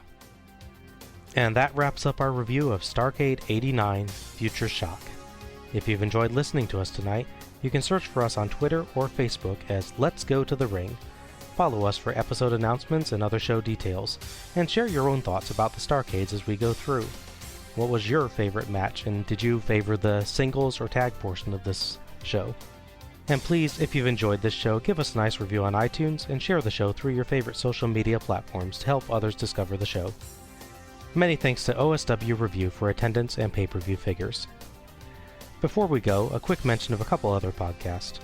We're all big fans of role-playing games, tabletop or otherwise, and these 2 are shows that deserve some attention. First off, Storium Arc, a show dedicated to the online role-playing and creative writing game Storium. Full disclosure here, I'm a former member and still do some of the episode edits. But they have some great discussions on the game and on role-playing or writing in general, and are well worth a listen if that's an area of interest to you. Again, that's Storium Arc, STORIUM space ARC. Second, a D&D 5th edition podcast, also run by a Storium Arc member, Zachary.